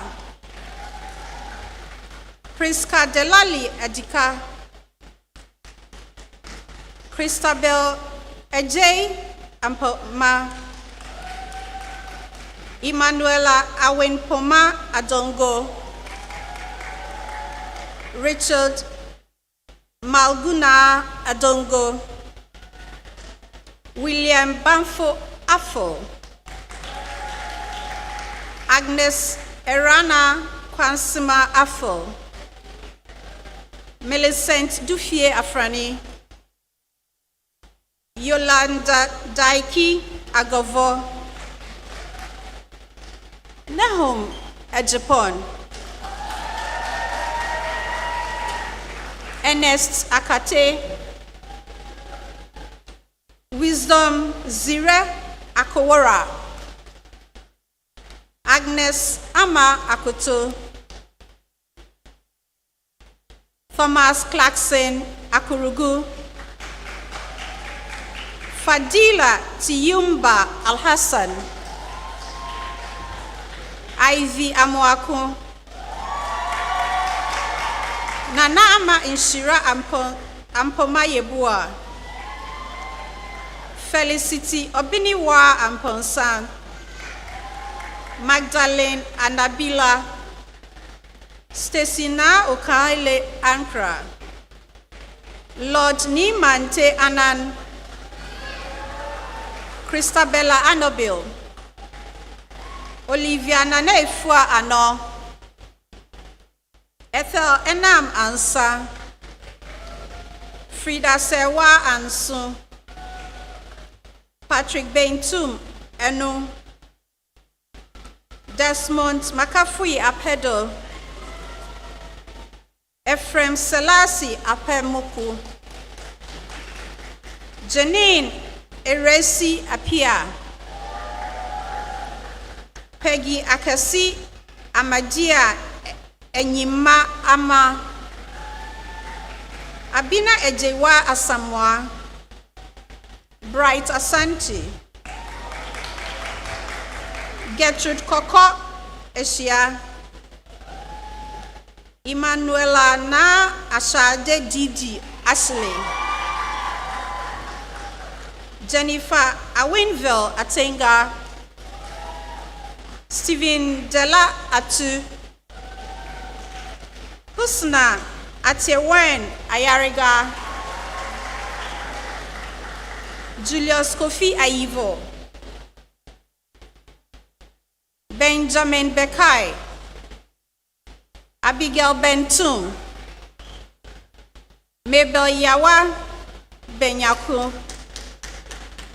Harriet Efia Boama, Stephanie Equia Eson Boaten, Emmanuel Eboboni, Gifty Emanuela Buenaki Boete, Eric Danso, Gedivan Not Day, Foster Wintu Derry, Mercy Emefa Dugbate, Stacy Senam Jandi, Frida Jato, Elizabeth Enam Jomeku, Cynthia Afijujo, Oswald Zeda Hania El Husseini, Erabina Entel, Samuel Ezua, Esther Nanama Esel, Ewonam Abla Fiawocho, Karen Beauty Folly Kenyi, Enoch Yao Frempong, Priscilla Akosia Genya, Derek Komla Golo, Yvonne Menu Jifuo, Na Ajoko Kone, Delali Komla Poha, Rachel Esinam Amma Kukubo, Joshua Lambon, Obed Latefio, Georgette Ivalaye, Jonathan Sowate Lomoti, Stella Ekua Lutrot Doju, Betty Ajua McKay, Michael Menu, Daniel Mesleno, Sharon Esinam Mensa, Yvonne Mensa Asare, Limuela Kirsten Nikoi, David Antu Nkansa, Philippa Nana Ajwa Simanuama, Mikilina Nyade, Boahima Nyako, Portia Amanyiwia, Harriet Dankwa Obin,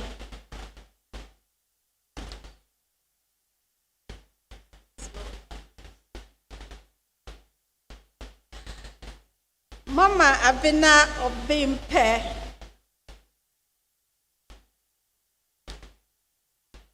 Clifford John Odame,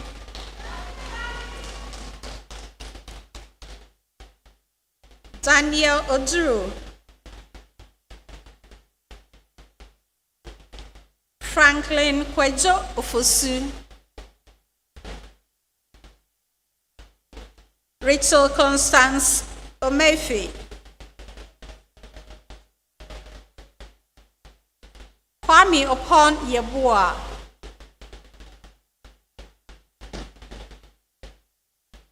Judith Opon,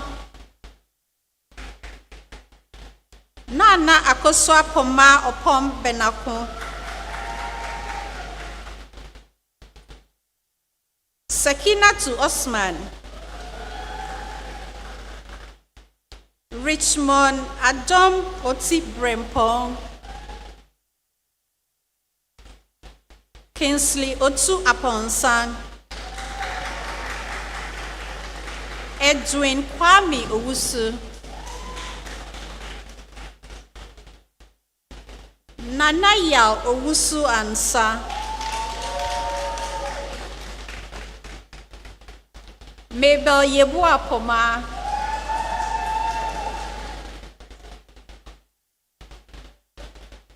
Nana Ekua Magdalene Kwansa, Emmanuel Ni Kwata Ekwoti, Benedict Asa,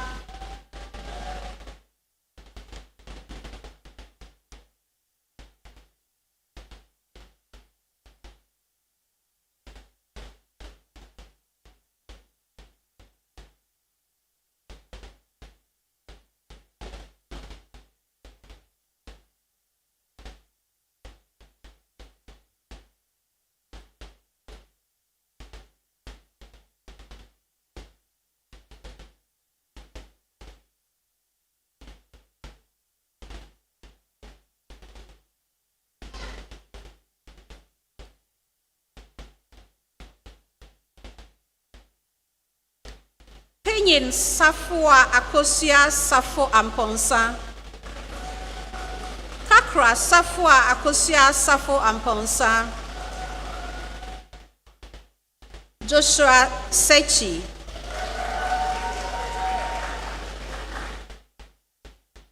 Augustine Sewe Sobina,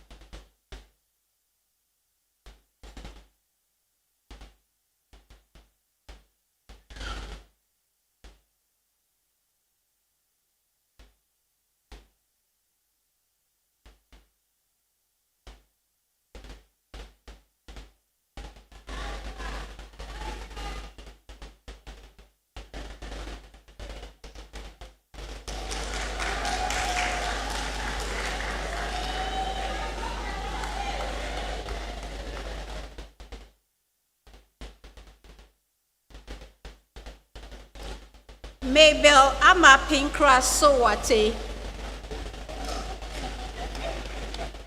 Ramatu Sulemana, Ubeida to Somalia, Fatih Surugu, Stephen Teria, Epiphania Inshirate, Sichope na Awochagle, Miriam na Wenome Tuku, Louisa Eimachi Messi,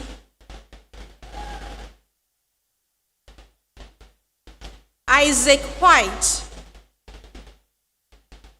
Nana Araba Otsiwa Youngson,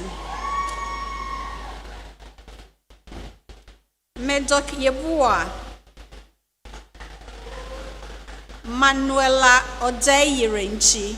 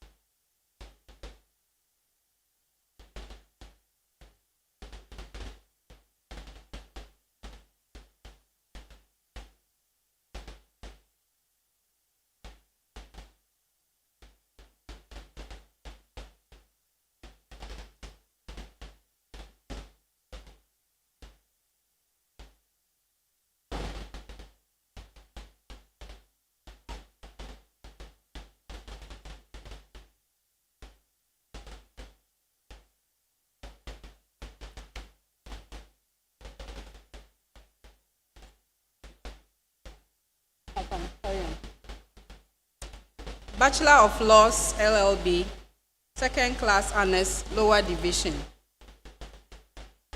Anas Abdul Karim. Gladys Abo. Stephen Buama Aqua. Enyonam Rachel Adams.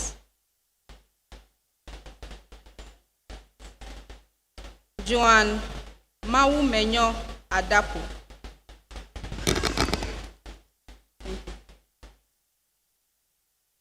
Kezia Ajoko Ado.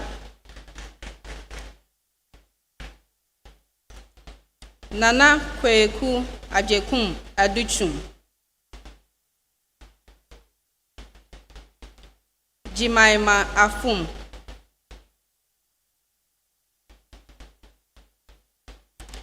Sophia Lamile Afriye. Rebecca Agbabo.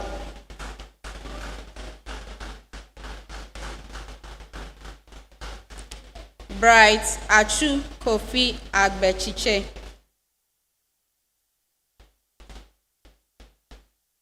Gideon Ejapon.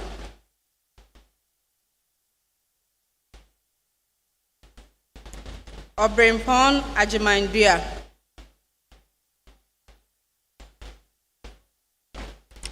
Cesalen Efwa Ofosua Ahari Aisi.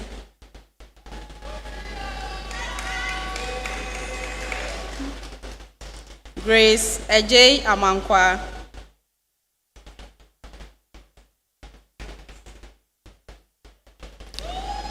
Janet Ampon.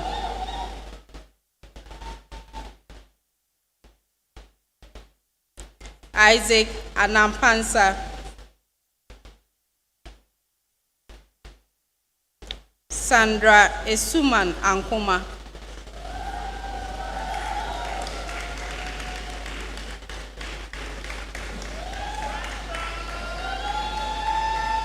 Akosia Asamaniwa Apia.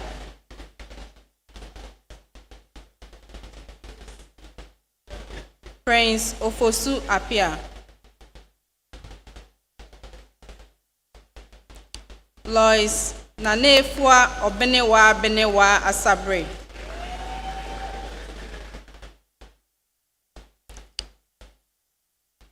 John Kwesia Samoa. Felix Asari Amufa. Ethel Teko Atoko.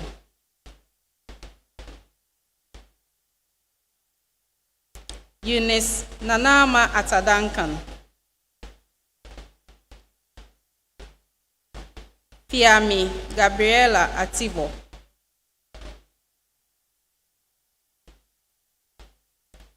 Valentina Eiram Awako. Ekwia Ejewa Ayakwa.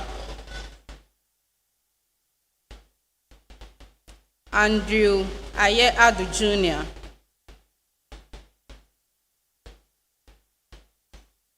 Dora Ban,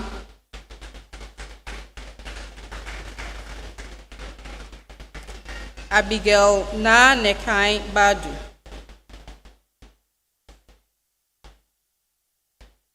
Julius Benissa,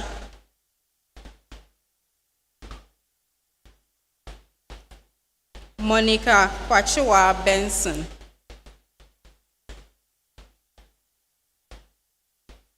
Eunice Phyllis Benty Addison,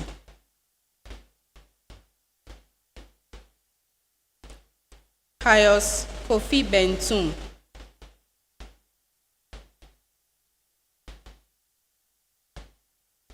Candy Nana Ya Blagoji,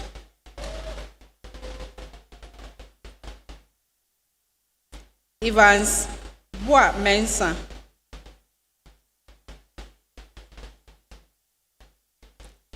Linda Akoma Boache,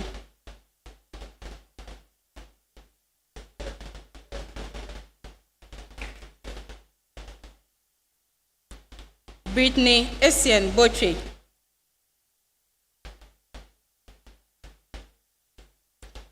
Maami Esi Mansuwa Backman,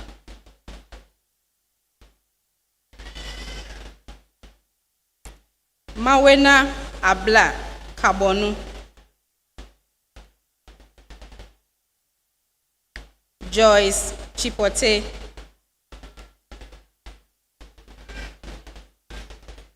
Portia Kofi,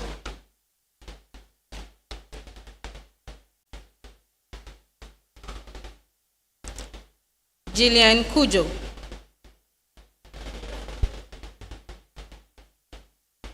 Albert Damte Boache,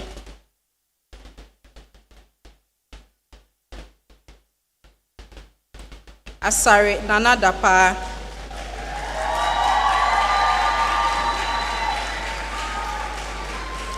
Gertrude Elom Degenu, Crispus Day,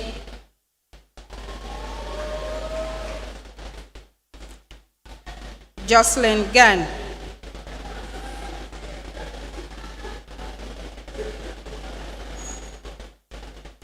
Holali Yao Haliga,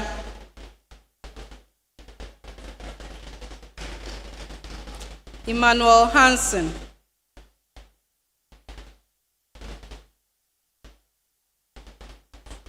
Mubarak Idrisu,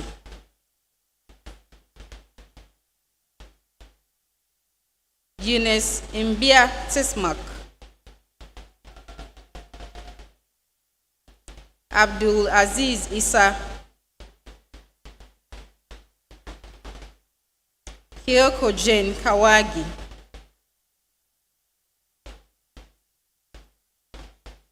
Bright Dogbeda Klebi,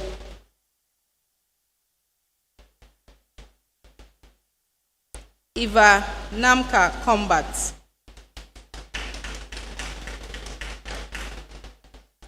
Ebenezer Kumson,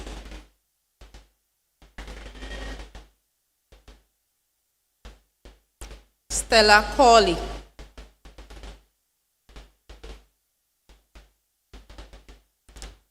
Wisdom Psych Kuku,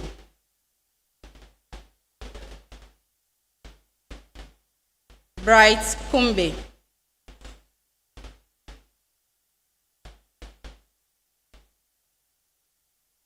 Kendrick Nelson Selom Kobla Kuchenyo,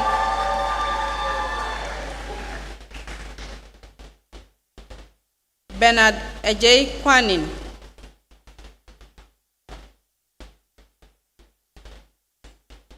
Emmanuel Elikem Mensa Lanyo,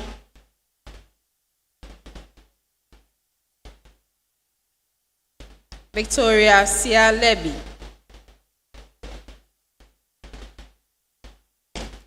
John Bosco Luritia,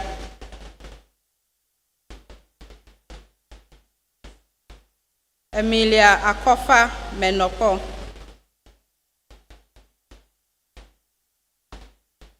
Siki Mensa, Ernest Eklu Mensah,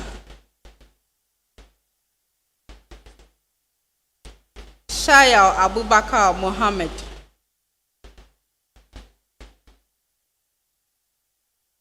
Regina Na Anyele Moime,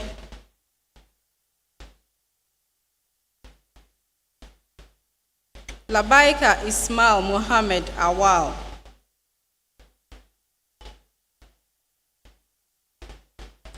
Michael Nkrumah,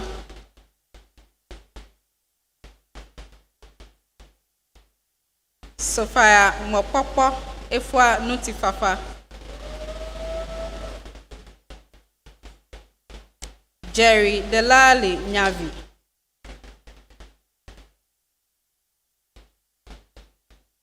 Daniel Oben,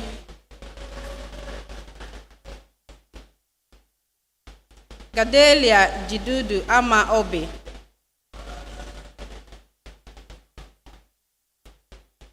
Abigail Na Shome Okwe,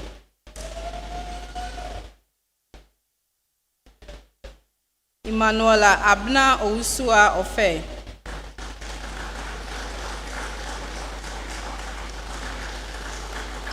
Prince Kojo Ofori,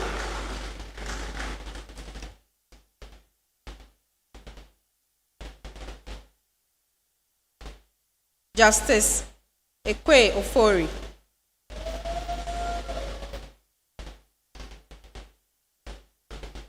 Bridget Akosua Buedua Ofosu,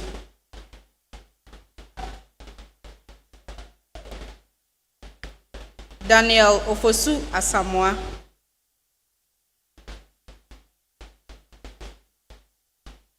Priscilla Naachwe Okoti,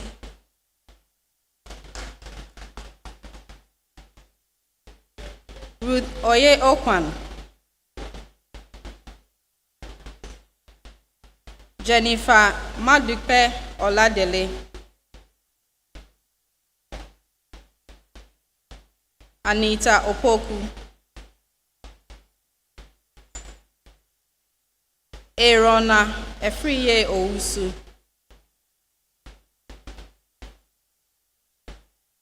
George Ankoma Owusu,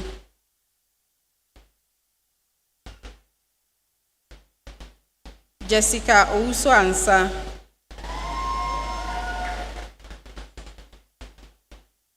Nicole Parker,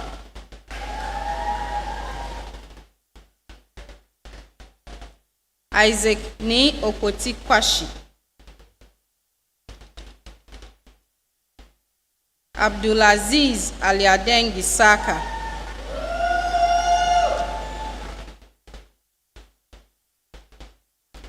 Venisa Saniku,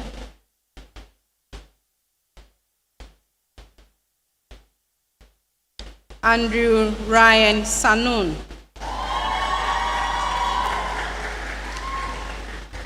Ahmed Samani,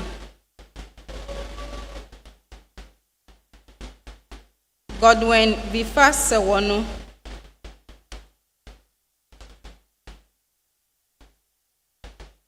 Hibatu Bumpini Sulemana,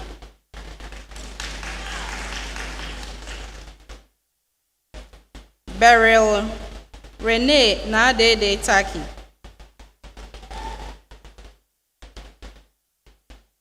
Raymond Edem Tameklu,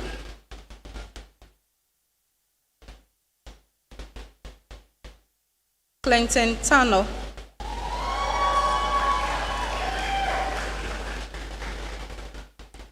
Michael Kono Tete,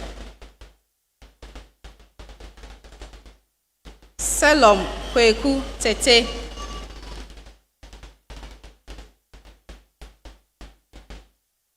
Juliet Kosi Tei,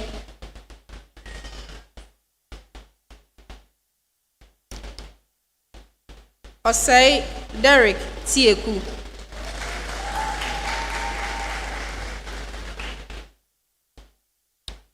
Jesse Kwame Toku,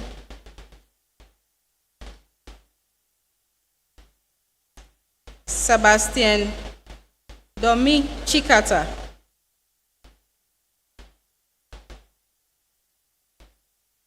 Brittany Anderson Williams. Benjamin Yaboa.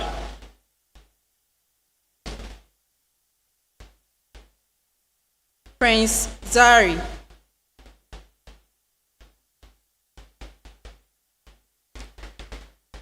Oliver Kwabna Berima Amwa.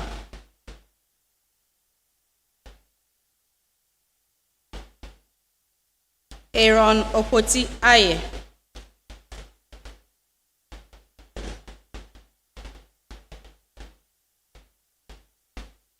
Roland Datogi.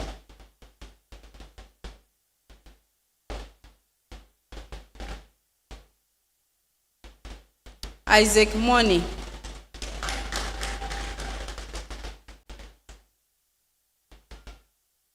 Samuel Kwabna Sangbasamba.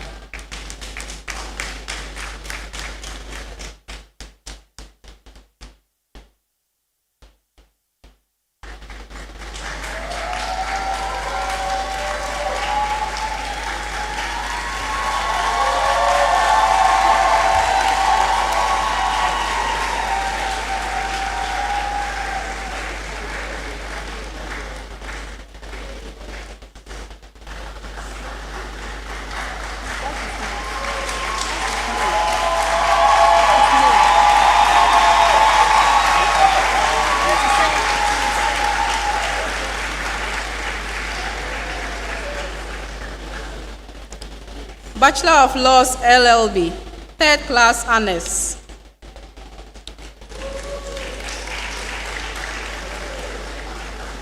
Zaki Abdul Hamid. Ayikwe Ama Aite. Mabel Nsonwa Mensa. Humu Malinga Iliasu. Kwame Obin and Kelvin Opoku.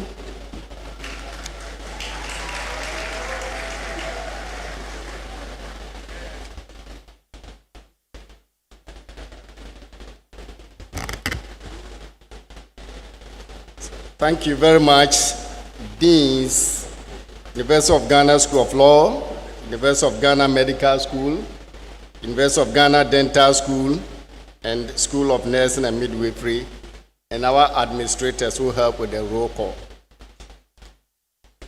So I turn to our dear fresh graduates. Congratulations.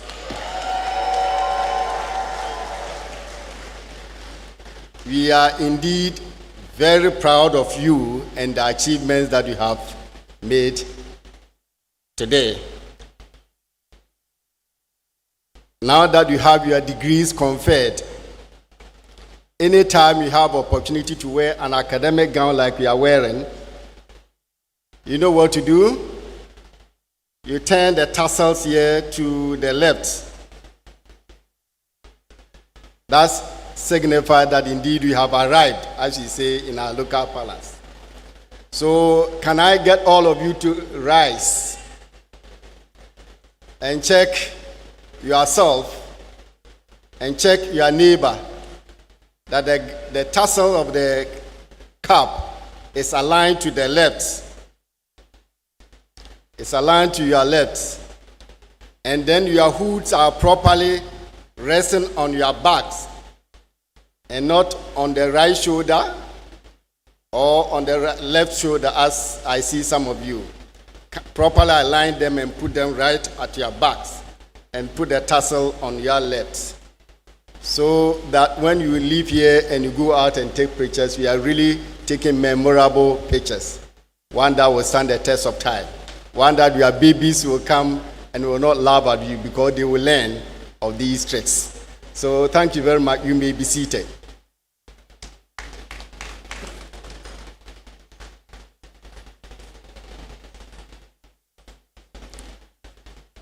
And you have earlier, as I mentioned, N1 transition to become graduates. So you know I used to call you graduates.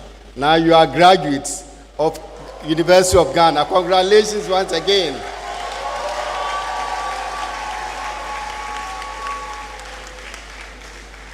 And the second transition is that you become alumni of the great University of Ghana. And as alumni, you have become our international ambassadors. And we expect you to translate the knowledge that you have gained in this institution to benefit humanity. And we pray that you will be our institution's most loyal supporters.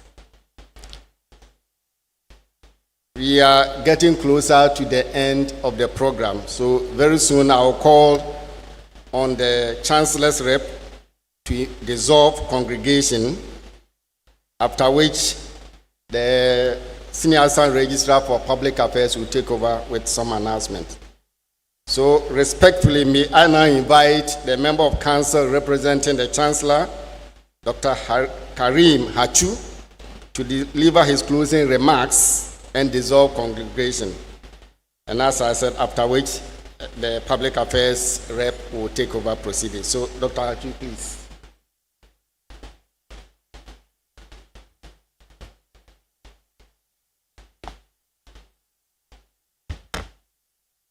Thank you very much. Members of the University Council, Pro-Vice Chancellor, and other officers of the university, our guest speaker, members of convocation, our traditional rulers here present, students and staff, our students, alumni, our new graduates, guests, distinguished ladies and gentlemen. Gratitude is godly. What we see happening here today was made possible by some people, the hard work of some people. And that's what made it beautiful. Therefore, as we end this ceremony, I would like to salute all those who have worked so hard to ensure a very successful event, particularly those who played various roles in the planning and organization of this afternoon's event, as well as the 3 other congregation ceremonies that have taken place this week. Now to you, our graduates, your hard work during your studentship here at this university has been commendable. And so you deserve all the laurels that you have acquired. I congratulate all of you on your achievements and urge you to be worthy ambassadors of your alma mater, the only University of Ghana in Ghana. Remember that as you go out there into the wilder world, you are expected to use the knowledge and values you have gained here, not only for yourselves, but also to serve humanity. I wish you every success in your future endeavors and encourage you all to remain guided by the university's core values of integrity, commitment, respect, and loyalty. These values you have to hold wherever you may find yourself. Congratulations once again. Proceed in truth and integrity to impact the world. To our guest speaker, Professor Mami Mensah Bonsu, we appreciate your presence and participation in the ceremony, especially your kind words to our fresh graduates. I'm sure they've picked a lesson or two from it. Now, distinguished ladies and gentlemen, it is now my duty to declare this congregation ceremony officially dissolved. Thank you very much.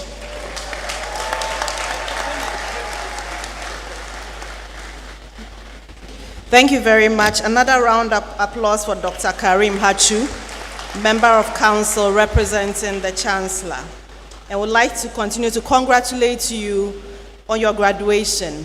And as he said, you are now alumni of the University of Ghana. And so we look forward to reading about the many good things and the successes that you have out there. And please, when you do, please keep the university in mind. Let us know what you are doing so that we can celebrate you on our various platforms. A few announcements before we leave. We'd like to thank all of us, all our guests, parents, guardians, and friends who have joined us both here at the graduation grounds and also online. I want to thank you for taking part in this graduation session. Also join me to thank and appreciate the team from the Center for Disability Studies and Advocacy, Mrs. Joyce Nyakwa Agbedoho and Miss Esther Ofe-Yorsen, who provided the sign language interpretation. They are not here because they are attending to other duties in the lecture halls, so we want to appreciate them. Please, a round of applause. We'll let them know that you appreciated them. Thank you very much. After the university anthem, we'll kindly ask all of us to remain standing while the members of convocation and the platform party recess. Graduates, you file out row by row after everyone has left the stage. We'll all converge at the Vice Chancellor's court where we have the bust of the Vice Chancellors for a memorable group photograph. So please don't be in a hurry to go away. Join us for that photo. Graduates should also note that we have accredited photographers who are stationed on campus. Those who did the on-stage photography would be at the AZ Quadrangle. The AZ Quadrangle is the space between the building that houses the cash office and the Internal Audit Directorate. This is behind Commonwealth Hall. If you know the amphitheater, it's just behind it. So please patronize their services for your beautiful photographs. We also have photographers who are wearing blue reflective vests embossed with accredited photographer on it. Please also patronize their services for your beautiful photographs. And please, if you do post online, remember to use the following hashtags. Hashtag UG Congregation, hashtag UG Class of 2026. Please, can you say it with me? Hashtag UG Congregation, hashtag UG Class of 2026. So please remember to use these hashtags on your posts. We'd also like to encourage all of you, our graduates, to register on the newly introduced the University of Ghana Alumni Network app. Kindly turn with me to page 44 of your congregation brochure. You would find there information about the app. There's a QR code there. Please scan it and join the university, prestigious alumni of Ghana's premier university. It's a platform to connect with other alumni, especially your classmates. So please do that for us. Join the ever-growing network of University of Ghana alumni. Next to that page, you would see 2 QR codes for our programs on offer. I know that those of us in this hall have already undertaken our undergraduate studies, but you can be ambassadors for the university by inviting or passing the QR code or information on to your family and friends and younger siblings, cousins, and other relations to scan and see the programs on offer so that they can also register to be members of this prestigious university. Also, we have the QR code for our graduate programs. I know a lot of us will be interested in the graduate programs we have on offer. Please can read about them. And when the application, I think the application deadlines are not here yet, so it's still open for application. So please do that for us as well. All graduates from the medical and dental schools, you are to return your gowns to the School of Nursing and Midwifery and pick up your certificates after you've done that. And so we'd like to thank all of you for staying till the end of this afternoon's program. We thank you. We wish you well in your endeavors, and as I said, when you succeed, when you accomplish great laurels, inform us so that we can celebrate you on our various platforms. Please, let's rise for the university anthem. The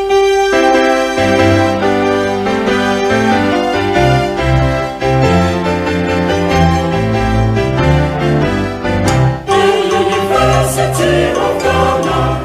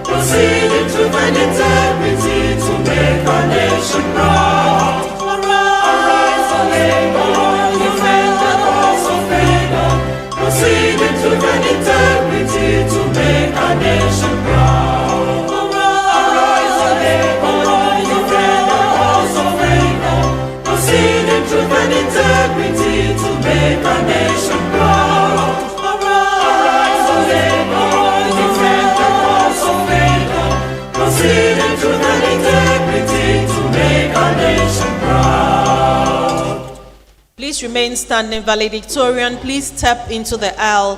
You join the members of convocation at the front for the photographs.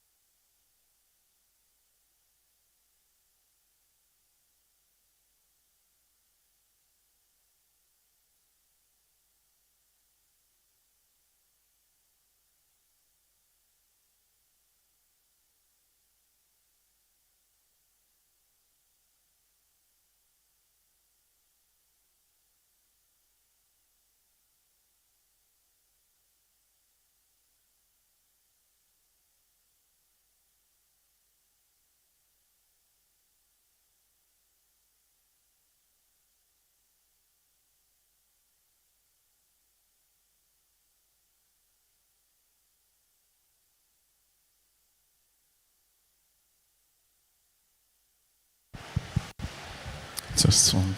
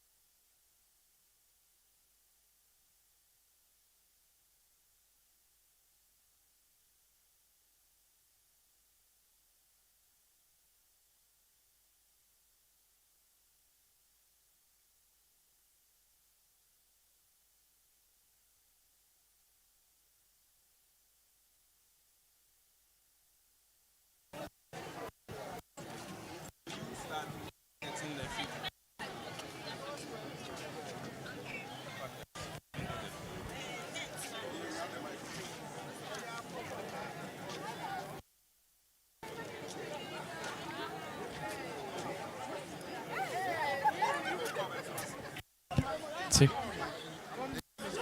Two.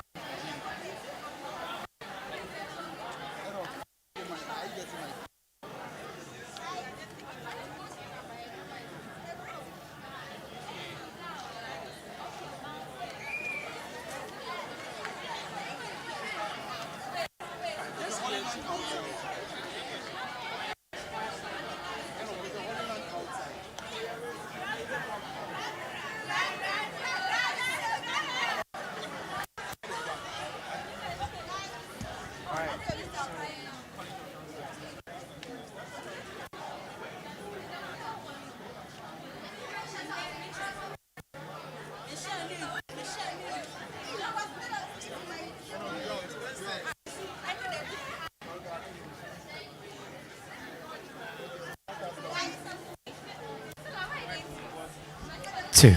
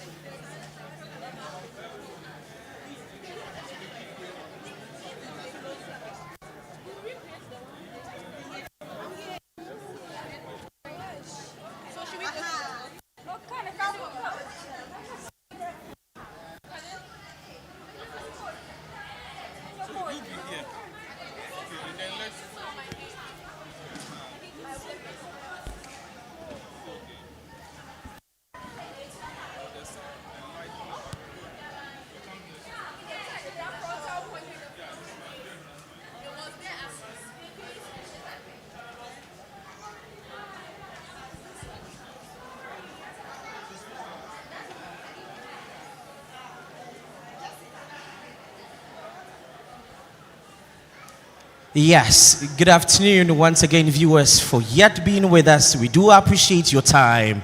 And the just ended afternoon session is what we are seeing right now. That we are coming live from Great Hall of the University of Ghana. Yes, we've had some graduates off now in the world to show us what they've got and what they've studied. And we're going to take a quick time and a quick turn to just ask them some few questions, whether if we've met their expectations and what they have for us in the world. But viewers, this is actually one important moment for us, and I want you to stay tuned. In the next few minutes, we should be done with this. Oh, sir, could you kindly help us out? All right then, so your name, and what school you coming from, what school you've graduated, sorry, and what do we expect from you outside? I'm Neha Majipon. I graduated from the University of Ghana School of Law, where I served as the outgoing president. I would like to give thanks to God Almighty. I would like to thank my parents who held me down, my little brothers, my 2 study groups, and all the members therein, my friends, my lecturers, especially my lecturers, and the dean, Professor Atupari. To what the future holds, we would keep exploring the options. We would keep our mind open, keep our eyes open, and then we know that God's will be done ultimately in the end. So we look forward to what God has for us. All right, he goes ahead to say that we look forward for what God has for us. Thank you so much. But one more thing. Has University of Ghana met all that you were actually hearing out there? Has it? Has it actually met what you were expecting? Oh yes, it has met and surpassed the standards. So coming here, I knew if you want to go to law school, you have to come to the University of Ghana. But they didn't broadcast the opportunities you'd be presented should you come to the University of Ghana School of Law. So I would say it has met the expectations, and to anybody who wants to study law, I would advise that you apply to the University of Ghana School of Law. All right, thank you so much for your time. And we just heard from one of the graduates from School of Law, and then again, he has said that University of Ghana has met all expectations, all that he has read, all that he has seen. And we encourage those who are out there who are ready to have an experience this moment or in this space to just apply, and the University of Ghana will make it happen to you. So we go out there to let's see if we could get some parents to speak with. Okay, that's another student. Thank you so much for your time, sir. Please, your name, where you graduated, and what do we expect? My name is Anakweku Educhum Ajekum. I graduated, I just finished my law course, and I'm so excited. That's like I be, but then I dedicate this to God and my family, and I'm actually grateful for all the times that I came around and got the knowledge. Yeah, that's all I can say. All right, thank you. And there's this question I keep asking. Has the University of Ghana met what you were expecting? Oh, definitely. That and more. They actually met my expectations and actually exceeded them. So they gave us the opportunities to actually be ourselves and explore what we want to do in the academic sphere. And that's something I'm actually very grateful for. They actually met my expectations and more. All right. So much for your time. So viewers, this is actually from the Great Hall of the University of Ghana, and there is a lot that has happened in the morning section. We've had quite a number of graduates out there now, and the afternoon section has just ended, and I'm pleased to let you know that we have graduates from the School of Law and College Health Sciences. We have another graduate coming in. Please come closer. I can see the joy. Your name and the school you graduated from, and what do we expect from you all there? So I'm Kingsley Otamponsa. I'm from the University of Ghana School of Law. They just graduated students. Yeah. For me personally, what to expect? I'd say it's quite hard to predict, because throughout this journey, I've seen things that I didn't quite expect. Even currently, well, not currently, we just completed. So I was the University of Ghana School of Law Vice President, LSU Vice President, and it's not something that I plan to do. I just realized that these positions and these opportunities that keep coming is something that God does. And as we are done finally and we're going to the next stage, I know God certainly has more plans than I have. So even though I have my own plans, I'm looking forward to what God has for me, basically. All right, thank you. So what would you say to someone out there if the person wants to come into the University of Ghana? I would say definitely do it. Definitely do it. It might not be all rosy and all easy, but it is worth it. And what if someone wants to take the School of Law into consideration? Oh, definitely. Law is something I feel everybody should do, actually. So everybody should have like a bit of experience in law. It's something that everybody should at least know about. So I encourage everybody to do law. All right, thank you so much. We are most grateful.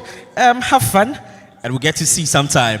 All right, viewers, thank you so much for being here with us. Once again, this is coming in here from the Great Hall of the University of Ghana, and the afternoon session has just ended. My name is Ebenezer Kofi Maugbe. I love to be called FOUMC. We still have to say one or two things. I was thinking that we could get some parents to speak to, and once they get that for us, all right.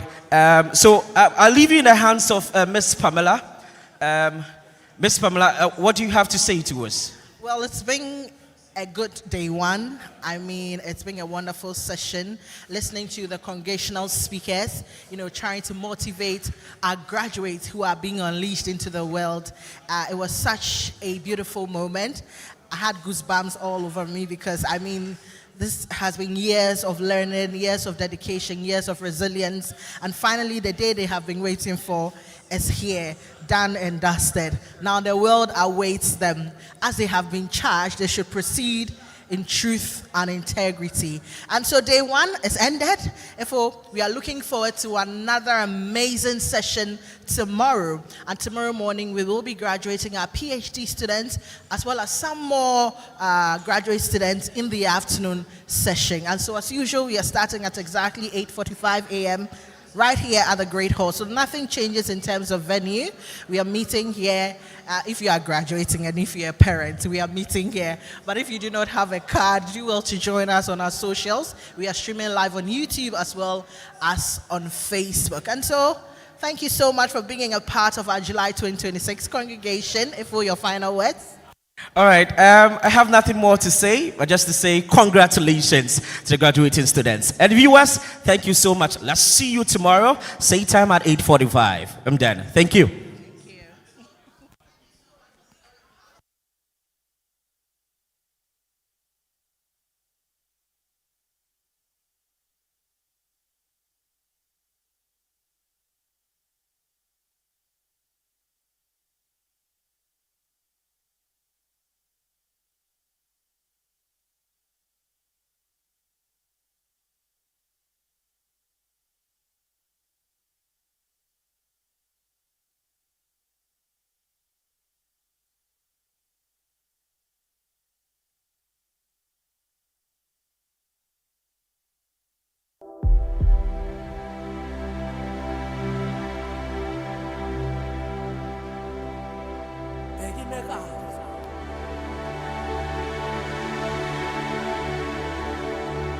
Gobinama